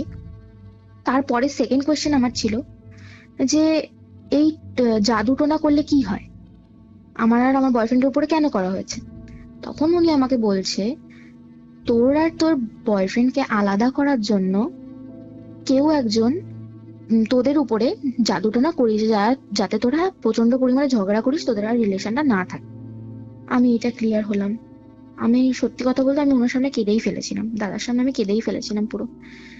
দাদা নিজের হাতেই আমার চোখের জল মুছিয়ে দিল, আমাকে জাস্ট বললো যে চিন্তা করিস না মা, সব ঠিক হয়ে যাবে। তারপরে আমাকে উনি যেটা বললো যে, আমি ওনাকে জিজ্ঞেস করলাম যে দাদা পেট চালান মানে কি? তখন দাদা না একটু মানে একটু ক্যাজুয়ালি বসেছিল, তখন না হাতে একটা জপের মালা নিল, হ্যাঁ, আর নিয়ে একদম একদম সোজা হয়ে বসেছে, একদম সিদ্ধারা সোজা হয়ে যাকে বলে। আমাকে বলল, তোর বাড়িতে না কাচ্চা কালুয়া চালান করা হয়েছে। কাচ্চা কালুয়া? কাচ্চা কালুয়া, কাচ্চা কালুয়াটা কি আমি বলি।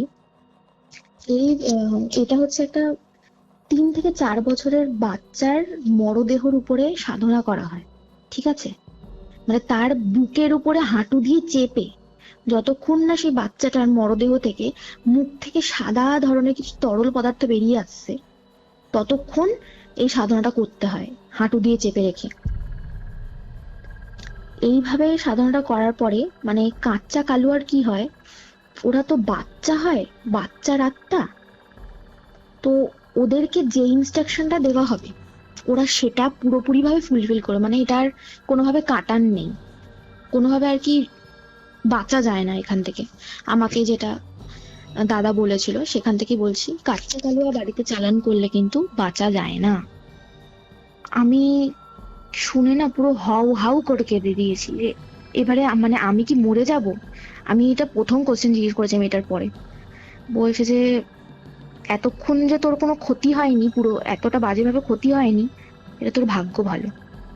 তার মাঝখানে আমি দাদাকে একটা কথা বললাম যে দাদা ক্ষতি হয়েছে বলতে আমি তোমাকে একটা কথা বলবো। বলছে যে বল। বলছে যে, আমি তখন না সরাসরি দাদাকে না আমার অ্যাকচুয়ালি থাইয়ের এখানে এক ধরনের কালশিটে পড়ে গেছিল, হ্যাঁ, সে কালশিটে দেখালাম, শুধু থাইতে না, থাইয়ের পিছনের দিকে, কোমরের পিছনে, ঠিক আছে, গলার যেখানে, যেখান থেকে চুলটা ঢাকা পড়ে যায়, যেখানে পিছনের দিকে গর্দানে, সেখানে এত জায়গায় আমার কালো ছাপ। তখন আমি দেখালাম যে দাদা এগুলো না আমার শরীরে খুব ব্যথা করে মাঝে মাঝেই, তারপরে দেখি নতুন নতুন একটা করে স্পট বেরিয়েছে গায়ে, আমি এর আগে ডাক্তারও দেখিয়েছি। তো দাদা আমাকে বললো এগুলো তো সব ওর কাজ, মানে কাচ্চা কালুয়ার কাজ। আচ্ছা আচ্ছা। আমি আমি আমার বাড়িতে তারপরে ঢুকতে ভয় পাচ্ছিলাম যে কিছু একটা হবে, এবারে কিছু তো একটা হবেই। আমি দাদাকে বললাম যে দাদা তুমি আমাকে পথ পথ দেখাও, আমি তোমাকে ছাড়া আমি হয়তো কিছু আমি আর বাঁচবো না হয়তো। তারপরে দাদা আমাকে একদম ক্লিয়ারলি একটা কথা বললো, দেখ তোর আর তোর বয়ফ্রেন্ডের উপরে জাদুটোনা করা আছে, শুধুমাত্র তোকে মারার জন্য কাচ্চা কালুয়া লাগানো আছে তোর বাড়িতে, আর তোর মা আর ভাই এই কাচ্চা কালুয়ার জন্যই কিন্তু অসুস্থ হয়েছে। আমি বললাম সেটা কি করে সম্ভব, কিভাবে সম্ভব?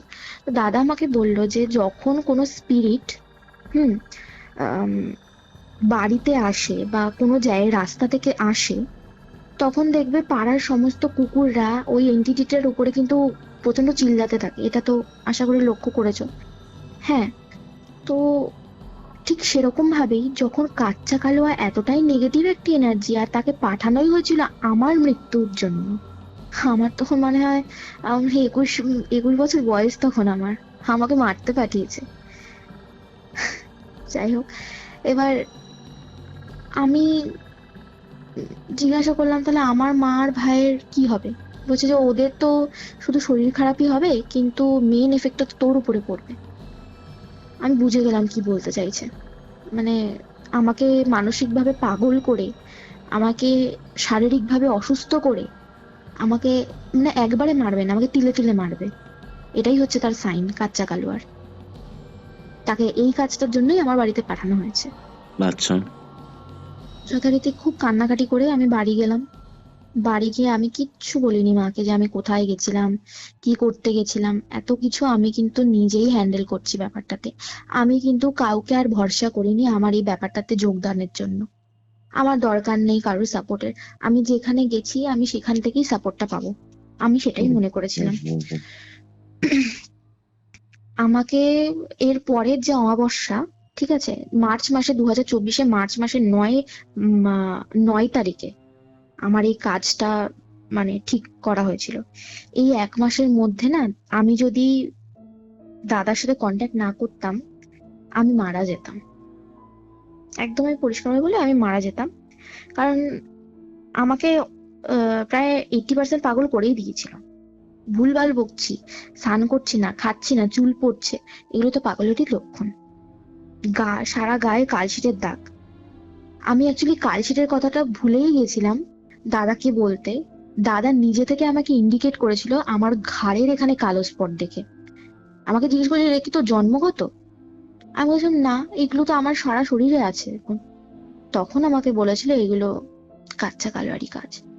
আমি কাচ্চা কালুয়ার নাম আর তার কি কর্ম, সে কি, সেই জিনিসটা শুনে আমি প্রচন্ড আতঙ্কে থাকি পুরো একটা মাস, গোটা একটা মাস। আমি দাদাকে তখন বলি, "দাদা তুমি তো কাজ করবে, হচ্ছে গেন মারছে, তাহলে আমি এখানে কি করে থাকবো?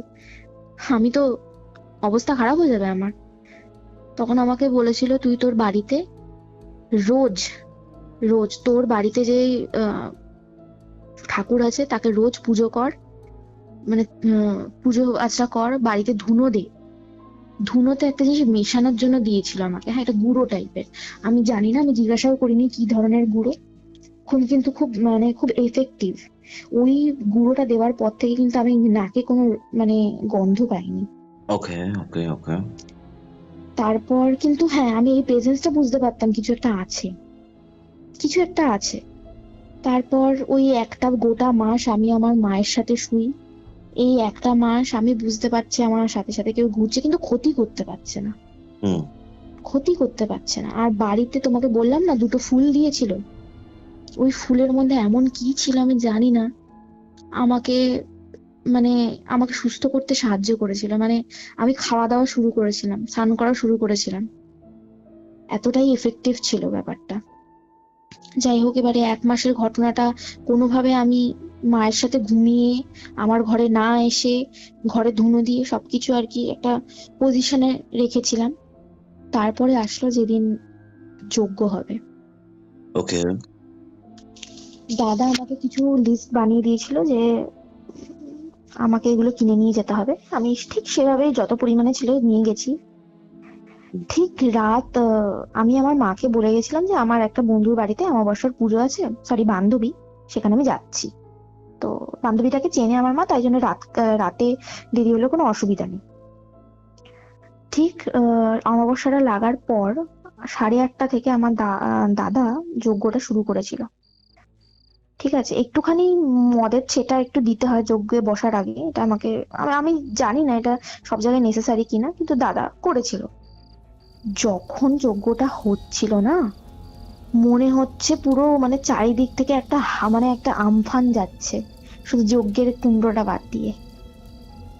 ছাদের উপরে, দাদার বাড়ির ছাদের উপরে, মানে একবার লোহার যে গেট যেটা হয় ছাদের, সেটা দাম করে বন্ধ হচ্ছে, আবার টু টু করে খুলে যাচ্ছে, এরকম আর কি শব্দ।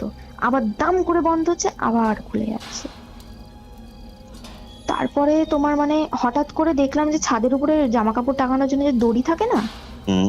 সে দড়ি খুলে পড়ে গেল সব কটা।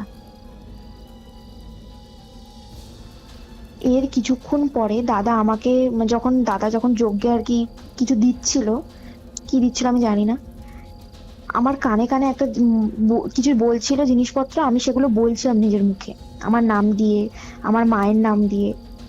অ্যাকচুয়ালি যজ্ঞটা করার দরকার এইভাবে ছিল যে আমি যখন জানতে পেরেছিলাম যে কাচ্চা কালুয়া কি ব্যাপার আর কি করতে এসছে, আমি তখন বুঝে গেছিলাম যে আমি এখানে একা জড়িত নেই, হুম।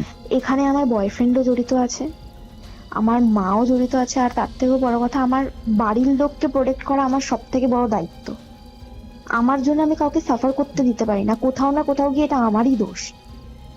তারপরে আমি দাদাকে বললাম যে দাদা তুমি আগে আমার মা বাবা ভাই আমাকে আর আমার বয়ফ্রেন্ডকে কোনোভাবে সুস্থ করে দাও, হুম। তারপরে যা হওয়ার দেখা যাবে। দাদা আমাকে বললো যে ঠিক আছে, তুই 9 তারিখে চলে আয়, আমি একটা যজ্ঞ করব, একটা জিনিস দেবো তোর বাড়িতে রাখার জন্য, সেই বাড়িতে তুই রাখবি, এই 7 দিন তুই পুজো করবি। ওকে। এবার যজ্ঞের দিনের কথাটা তো কিছুটা বললাম, দড়ি তো খুলে পড়ে গেল। তারপরে এই যে কাচ্চা কালুয়া এন্টিটিটা যেটা বললাম, যেই যেই এন্টিটিটা আমাকে দেখা দিয়েছিল আমার বাড়িতে যখন অমাবস্যা দিনই সেই রাতে পুজো হচ্ছিল না, যজ্ঞ হচ্ছিল, দাদার পাশে এসে বসেছিল, আমি নিজের চোখে দেখেছিলাম, সেম টু সেম। আর গায়ের মধ্যে থেকে বীভৎস এক রকমের গন্ধ বেরোচ্ছে, মানে সে মানে বমি হয়ে হয়ে যাবে আর কি, এরকম ব্যাপার। আমাকে দাদা প্রথমে বলে দিয়েছিল যে এই যজ্ঞে বসলে অনেক কিছু হবে চারিপাশে, কিন্তু কোনোভাবেই তুই এখান থেকে উঠবি না, আর কোনোভাবেই অন্য কোনো কথা বলবি না, আর কোনো দিকে যা দেখবি ভুলে যাবি, এখানেই দেখবি এখানেই ভুলে যাবি। আমি দেখলাম দাদা যজ্ঞটা শেষ হওয়া পর্যন্ত মানে ওই এন্টিটিটা কি কি করছিল। একবার দাদার পাশে বসছে, একবার যজ্ঞকুণ্ডের সামনে যাচ্ছে, একবার আমার গায়ের কাছে আসছে, আমার কানের কাছ থেকে আমার মুখের সাইড থেকে কেউ যদি তাকায় না, তুমি একটা আয়ের সাইড কর্নার দিয়ে তুমি বুঝতে পারবে, ঠিক সেই রকম করছিল ও। কিন্তু গায়ে হাত দিতে পারছিল না, বা কিছু ক্ষতি করবে সেটা করতে পারছিল না। ছাদের উপরে আচারের বয়াম ছিল একটা, আচারের কাঁচের বয়ামটা রাস্তায় ফেলে দিল 3 তলার ছাদ দিয়ে, লাথি মেরে। এত এত কিছু হয়ে গেল ওই টাইমের মধ্যে, মানে 8:30টায় শুরু হয়েছিল যজ্ঞ, 12টা 10-15 নাগাদ শেষ হয়েছে। সেইটুকু টাইম পর্যন্ত মানে ওই এন্টিটিটা বিশাল উৎপাত করেছে। ইভেন দাদাদের বাড়ির ছাদে ফুল গাছের টব লাগানো ছিল, সেইটুকু পর্যন্ত লাথি মেরে ভেঙে দিয়েছে। আমি তো বুঝতে পারছি সেই ফিগারটা নড়ছে, যজ্ঞের আগুনও দেখতে পাচ্ছি, দাদার পাশে এসে বসছে, দাদার পিছনে যাচ্ছে, আমার পিছনে আসছে, আমার সামনে আসছে। বাট আমি যেভাবে দাদার ইনস্ট্রাকশন ছিল তুই কিচ্ছু করবি না, আমি সেটাই করেছি। তারপর কি হলো? তারপর যজ্ঞটা শেষ হওয়ার পর আমি বাড়ি যাব, তখন আমাকে দাদা বলছে যে তুই এই বাক্সটা নিয়ে যা। একটা বাক্স ছিল যেটার মধ্যে পুতুল রাখা ছিল, ঠিক আছে? এই পুতুলের মধ্যে আর কি, এই বাক্সটার মধ্যে পুতুল দিয়ে দাদা একটা যজ্ঞের কাঠ দিয়ে দিয়েছিল যাতে পুতুলগুলো পুড়ে যায়, মানে আমাদের মধ্যে থেকে আর কি সব বাজে যে জিনিসগুলো, যা শরীর খারাপ হচ্ছে সেই জিনিসগুলো যাতে বের করে নেয়, আমার মা, ভাই, বয়ফ্রেন্ড, প্রত্যেকের থেকে, ঠিক আছে? তো এই বাক্সটা তো আমাকে দিল, আর আমাকে ইনস্ট্রাকশন দিয়ে দিল 7 দিন 7 রকম ভাবে পুজো করতে হবে, আর এমন জায়গায় বাক্সটাকে রাখতে হবে যাতে কিন্তু খুব সহজে কারোর চোখে না পড়ে। আর ওই বাক্সটাকে যেই জায়গায় 7 দিন আছে সেই জায়গা থেকে নড়ানো যাবে না। একটা বাক্সটাকে 3 ধরনের সুতো দিয়ে দাদা বেঁধেছিল, আমার আচ্ছা মনে আছে। আচ্ছা। আর ওটার উপরে তোমার একটা জবা ফুল আর একটা বেল পাতা দেওয়া ছিল, এইটুকু আমার মনে আছে। তালা চাবি মারা ছিল ওটাতে, আর ওই চাবিটা বলেছিল 7 দিনের পর ওই চাবি কোনো একটা মন্দিরে গিয়ে ফেলে আসতে। এই যে আমি বাড়িতে যাওয়ার সময় আমাকে এই জিনিসটা হ্যান্ড ওভার করলো, তখন আমাকে দাদা একটা কথা বলে দিয়েছিল, আমি তোকে আজকে জানাচ্ছি, যে কাজটা করেছে তার নামের প্রথম অক্ষর আর। প্রথম অক্ষর কি? আর আর আচ্ছা। তখন রিয়া। আমি বুঝতে পারলাম রিয়া করেছে কাজটা। আমার মনটা ওই দিন মনে হচ্ছে কাঁচের টুকরো, যেভাবে কাঁচ পড়লে যেভাবে টুকরো টুকরো হয়ে যায় না, ঠিক ওই রকম হয়েছিল। আমি ওকে আমার খুব মনের একটা বন্ধু, একটা দিদি হিসেবে আর কি ট্রিট করেছিলাম। সে আমার সাথে এত ভালো করে মেশার পরেও সে এতগুলো কাজ করলো, ইভেন এতটাই সে উদ্ধত হয়ে গেছে যে সে আমাকে মারার জন্য আমারই বাড়িতে কাচ্চা কালুয়া পাঠিয়ে দিল, একটা প্রেত চালান করে দিল আমার বাড়িতে আমাকে মারার জন্য। তার এত বড় ক্ষতি আমি করে ফেলেছি। তারপর দাদা আমাকে একটা কথা বললো, তুই যদি জানতে চাই যে আমি নিজেকে মা তারা দিব্যি দিয়ে আজকে বলছি, তোর ওই মেয়েটা যদি না হয়, তুই আজকে রাতেই প্রমাণ পাবি যে ওই মেয়েটাই তোর সাথে এরকম করেছে। আমি বললাম, দাদাকে জিজ্ঞেস করলাম কি করে, বলে তুই বাড়ি যা, তুই পেয়ে যাবি। আমি কনফিউশনে আমি আর কিছু জিজ্ঞাসা করিনি। আমি বাড়ি আসি, আমাকে দাদাই বাড়ি ছেড়ে আসে নিজের দায়িত্বে। আমি বাড়িতে এসে আহ, আমার একটা বান্ধবী মিলিকে ফোন করি, জাস্ট এমনি রাতে, একটু অনেকদিন কথা হয় না সেই জন্য। আমি হঠাৎ করে মিলির কাছ থেকে জানতে পারি যে ও আর কি কথা বলার সময় বলছে, এই দাঁড়া দাঁড়া, রিয়া টেক্সট করছে। আমি রিয়ার ব্যাপারে যথেষ্ট পরিমাণে রেগেই ছিলাম, কারণ আমি জানতাম যে অভি আর রিয়া কিন্তু এর মধ্যে রিলেশনশিপে চলে গেছে আমার সাথে এত খারাপ আচরণ করার পরেও।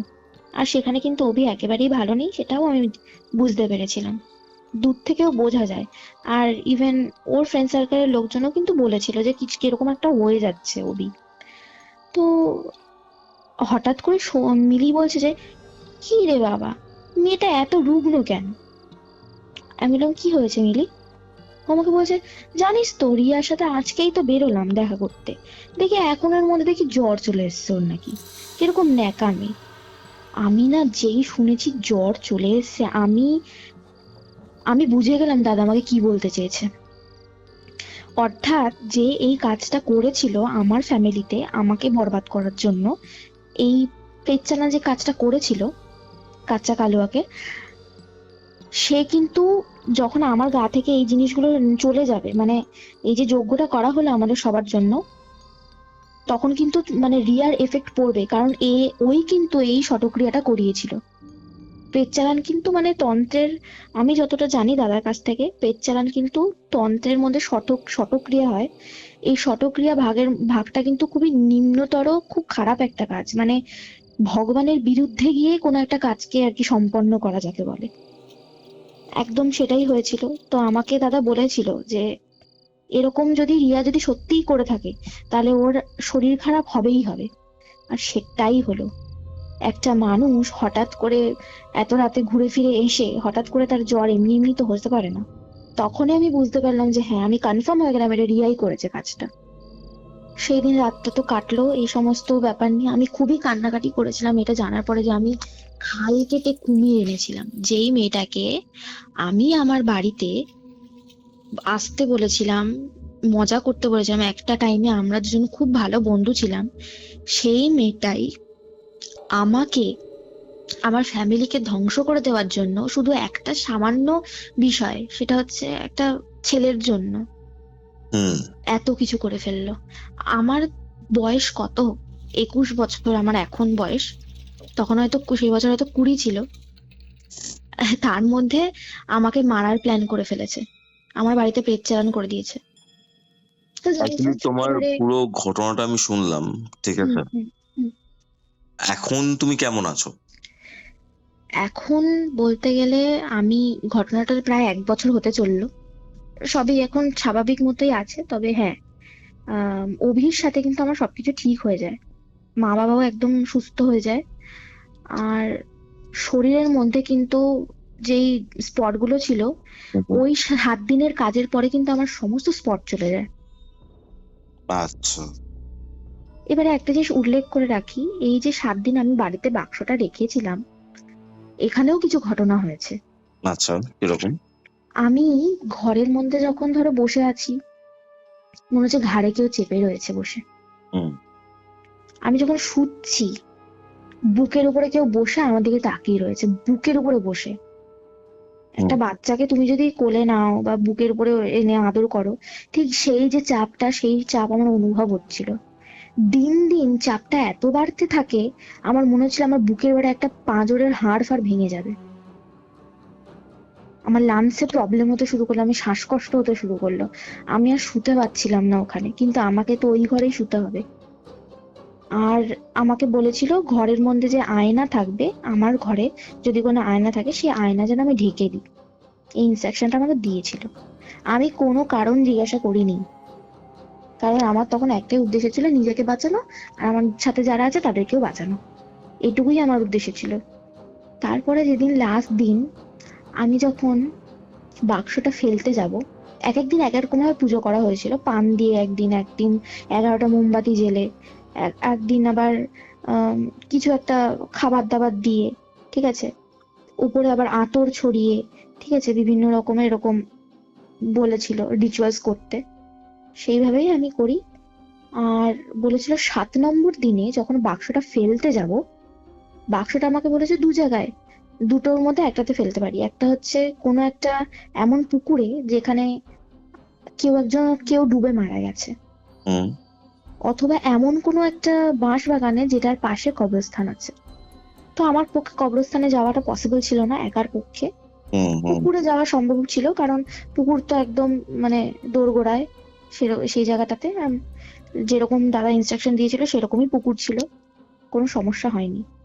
আমি যখন ওটাকে ফেলতে যাব না, তখন আবার সেই রকম হাসি বাড়ির মধ্যে। সকালবেলা ভাইব্রেট করছে পুরো ঘর। আমি যখন নিয়ে যাচ্ছি জিনিসটাকে আমার ব্যাগের মধ্যে করে, আমি যখন জিনিসটাকে নিয়ে যাচ্ছি তখন এরকম শব্দ। কিন্তু এবারে কিন্তু হাসি না, এবারে কিন্তু চিৎকারের আওয়াজ।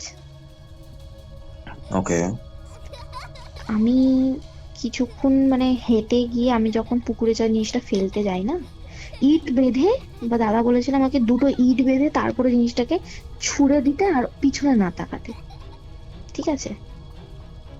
আমি যখন জিনিসটা ছুঁড়ি, যখন জিনিসটা জলে পড়লো, জলে পড়ার সাথে সাথে না একটা অদ্ভুত একটা ছায়া বা একটা কালো ধোঁয়া টাইপের হুম পুকুরের যেখানে ফেলেছিলাম সেখান থেকে উঠতে শুরু করেছে। আচ্ছা আচ্ছা আমি ওটা দেখে আমি পিছনে আর তাকাইনি। এবারে আমি আস্তে আস্তে মানে আমার শরীর, আমি যতক্ষণ জিনিসটা ধরেছিলাম না, আমার হাত পুরো জ্বালা করছিল, এরকম যেরকম ঠান্ডা হুম ঠান্ডা লাগলে যে জ্বালা হয় সেই জ্বালা করতে শুরু করেছিল যতক্ষণ ধরেছিলাম। ইভেন আমি তো ব্যাগটা পিঠে নিয়ে গেছিলাম, পিঠের মধ্যে, ব্যাগের পিঠের মধ্যে জিনিসটা ছিল, আমার পিঠের কোমরের নিচের জায়গাটা পর্যন্ত জ্বালা করছিল। আমি যখন ফেলেছি তারপরে নাকের মধ্যে না একটা অদ্ভুত ধরনের একটা স্মেল আছে, ওই যে আলুর দম মাংসের গন্ধ। যেটা তুমি প্রথম দিকে পেয়েছিলে। হ্যাঁ, তো প্রথম থেকে পেয়েছিলাম। তারপরে হঠাৎ করে একটা চিৎকারে মানুষ যখন ফেটে যায় না কান, হুম এতটা জোরে আমি যখন পিছনে ঘুরে যখন যাচ্ছিলাম, 2 পা এগিয়েছি, এই গন্ধ আর তার সাথে মানে গলা ফাটা চিৎকার। আর তারপরে এতটাই চিৎকার কানের কাছে, আমি পুরো 2টো কান চেপে বন্ধ করে দিই, এতটাই জোরে। আর তখন না ওখানে লোকজন ছিল, ওখানে একটা স্কুল আছে, তবু ওখানে কেউ শুনতে পায়নি এই আওয়াজটা। শুনতে পেলে তো কেউ দেখতে আসবে নিশ্চয়ই, কিন্তু কেউ আসেনি। আমি তারপরে যখন আস্তে আস্তে যে জায়গাটা থেকে এগোলাম, আমার গাটা আস্তে আস্তে হালকা হতে থাকে। আর আমি নিজের বুকের মধ্যে না একটা প্রেশার রিলিজ হওয়া যে বলে না, সেই জিনিসটা আমি ফিল পেয়েছি। আর ওই গন্ধটাও চলে যায়, চিৎকারটাও আমি আর শুনতে পাইনি এরপর থেকে। অসাধারণ একটা ঘটনা, মানে কি বলবো তোমাকে, মানে এত স্কেরি এবং এমন একটা অ্যাসপেক্ট এই ঘটনাটা, নাথিং টু সে। এখন আশা করি তুমি ভালো আছো। হ্যাঁ, একদম আমি খুবই ভালো আছি। আর এর পরবর্তীকালে অ্যাকচুয়ালি অভির উপরে যেই আর কি জাদুটোনাটা করা হয়েছিল সেটাও কেটে যায়। আর 6 মাস সময় লেগেছিল কিন্তু এই জিনিসটার রেশটা কাটতে, হুম হুম একদম পরিষ্কার বলি। প্রথমেই কিন্তু সবকিছু ঠিক হয়ে যায়নি এই 7 দিনের মাথায়, ঠিক আছে। 6টা মাস সময় লেগেছিল আমার পুরোপুরি ভাবে হেলথ রিকভার করতে। আমি কিন্তু একেবারেই মেন্টালি ভাবে ঠিক ছিলাম না। পরে দাদার সাথে মানে কাজটা হওয়ার পরে আমি দাদার সাথে সংস্পর্শে ছিলাম, এখনো আছি। তো দাদার সাথে আমার থাকতে থাকতে থাকতে বিভিন্ন ধরনের দাদা আমাকে মেডিটেশন করতে বলে, জব দেয়, ধ্যান করতে বলে, এই সমস্ত ভাবে কাটতে কাটতে কাটতে আমার 6 থেকে 7 মাস সময় লেগেছিল এই জায়গাটা থেকে ওভারকাম করতে। হুম আমি আমারই ঘরে বসে, যেখানে এই ঘটনাগুলো হয়েছিল, আমি যখন হুম, তোমার সাথে কথা বলছি না, আমি একবার দুবার হলেও আমি কিন্তু আমার জানলার দিকে তাকিয়েছিলাম,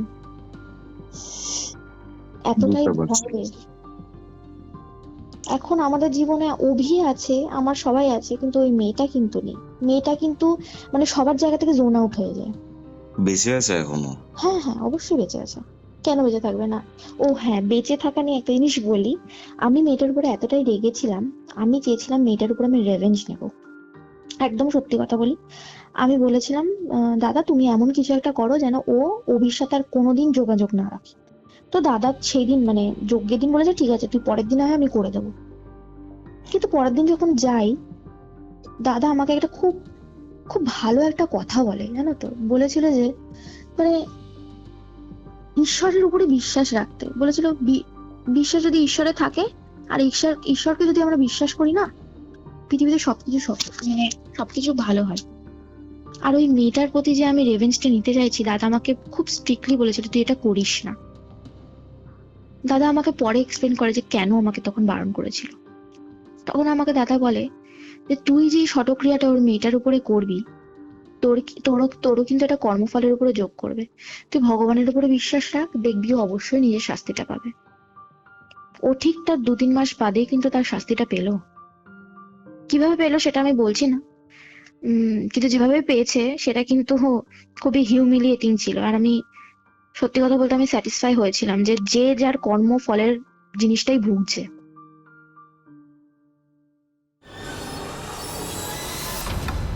ঘড়িতে বেলা 3টে। আপনারা শুনছেন কিউরিও ফাইটের ঘোস্টলি কল রেকর্ডিং।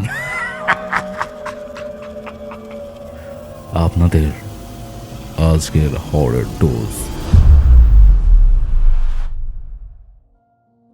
এটাই ছিল আজকের এপিসোড। আজকের এই এপিসোড আপনাদের কেমন লাগলো কমেন্ট করে জানান। ভিডিওটা ভালো লাগলে অবশ্যই লাইক করে শেয়ার করে দিন। আর হ্যাঁ, আপনারা যারা যারা ঘটনা পাঠাচ্ছেন, অনেক ঘটনাই আমরা পাচ্ছি। এখানে একটা জিনিস আমি একটু ক্লিয়ারলি বলে রাখি, অন্য কোনো চ্যানেলে বা অন্য কোনো সোশ্যাল মিডিয়াতে যদি কোনো ঘটনা শেয়ার করা হয়ে থাকে, সেটা কিন্তু আমরা কিউরিও ফাইটার ঘোস্টলি কল রেকর্ডিংয়ে সম্প্রচার করব না। আপনার রিয়েল ঘটনা বা আপনার অরিজিনাল যে ঘটনা, যেটা আপনার সাথে বা আপনার পরিচিত কারোর সাথে ঘটেছে, সেই ঘটনাগুলোই আমরা শেয়ার করতে চাই। এবং হ্যাঁ, আপনার পরিচিত কারোর সাথে যদি ঘটনাটি ঘটে থাকে, তাহলে ডেফিনেটলি তার পারমিশন এবং তার কনসেন্ট নিয়েই ঘটনাটা শেয়ার করবেন। কারণ কনসেন্ট ছাড়া কোনো ঘটনা শেয়ার করাটা আমার মনে হয় ঠিক হবে না। সো এই কথাগুলো মাথায় রাখবেন। এবং আপনি যদি আপনার ঘটনা শেয়ার করতে চান, তাহলে হোয়াটসঅ্যাপে যোগাযোগ করুন। হোয়াটসঅ্যাপ নাম্বারটি হচ্ছে 7551824486। তাহলে চলুন, দেখা হচ্ছে পরবর্তী একটি এপিসোডে, যেটি আসছে বৃহস্পতিবার দিন দুপুর ঠিক 3টের সময়। ততক্ষণ অবধি কিউরিও ফাইটের এরকমই আরও ঘোস্টলি কল রেকর্ডিং শুনতে আপনার মোবাইল স্ক্রিনে আসা ডান দিকের অথবা বাঁ দিকের বক্সে ক্লিক করুন। Curio Fight presents ghostly call recording, a horror audio documentary by Kaustav Kumar. এবার ভয় পাবে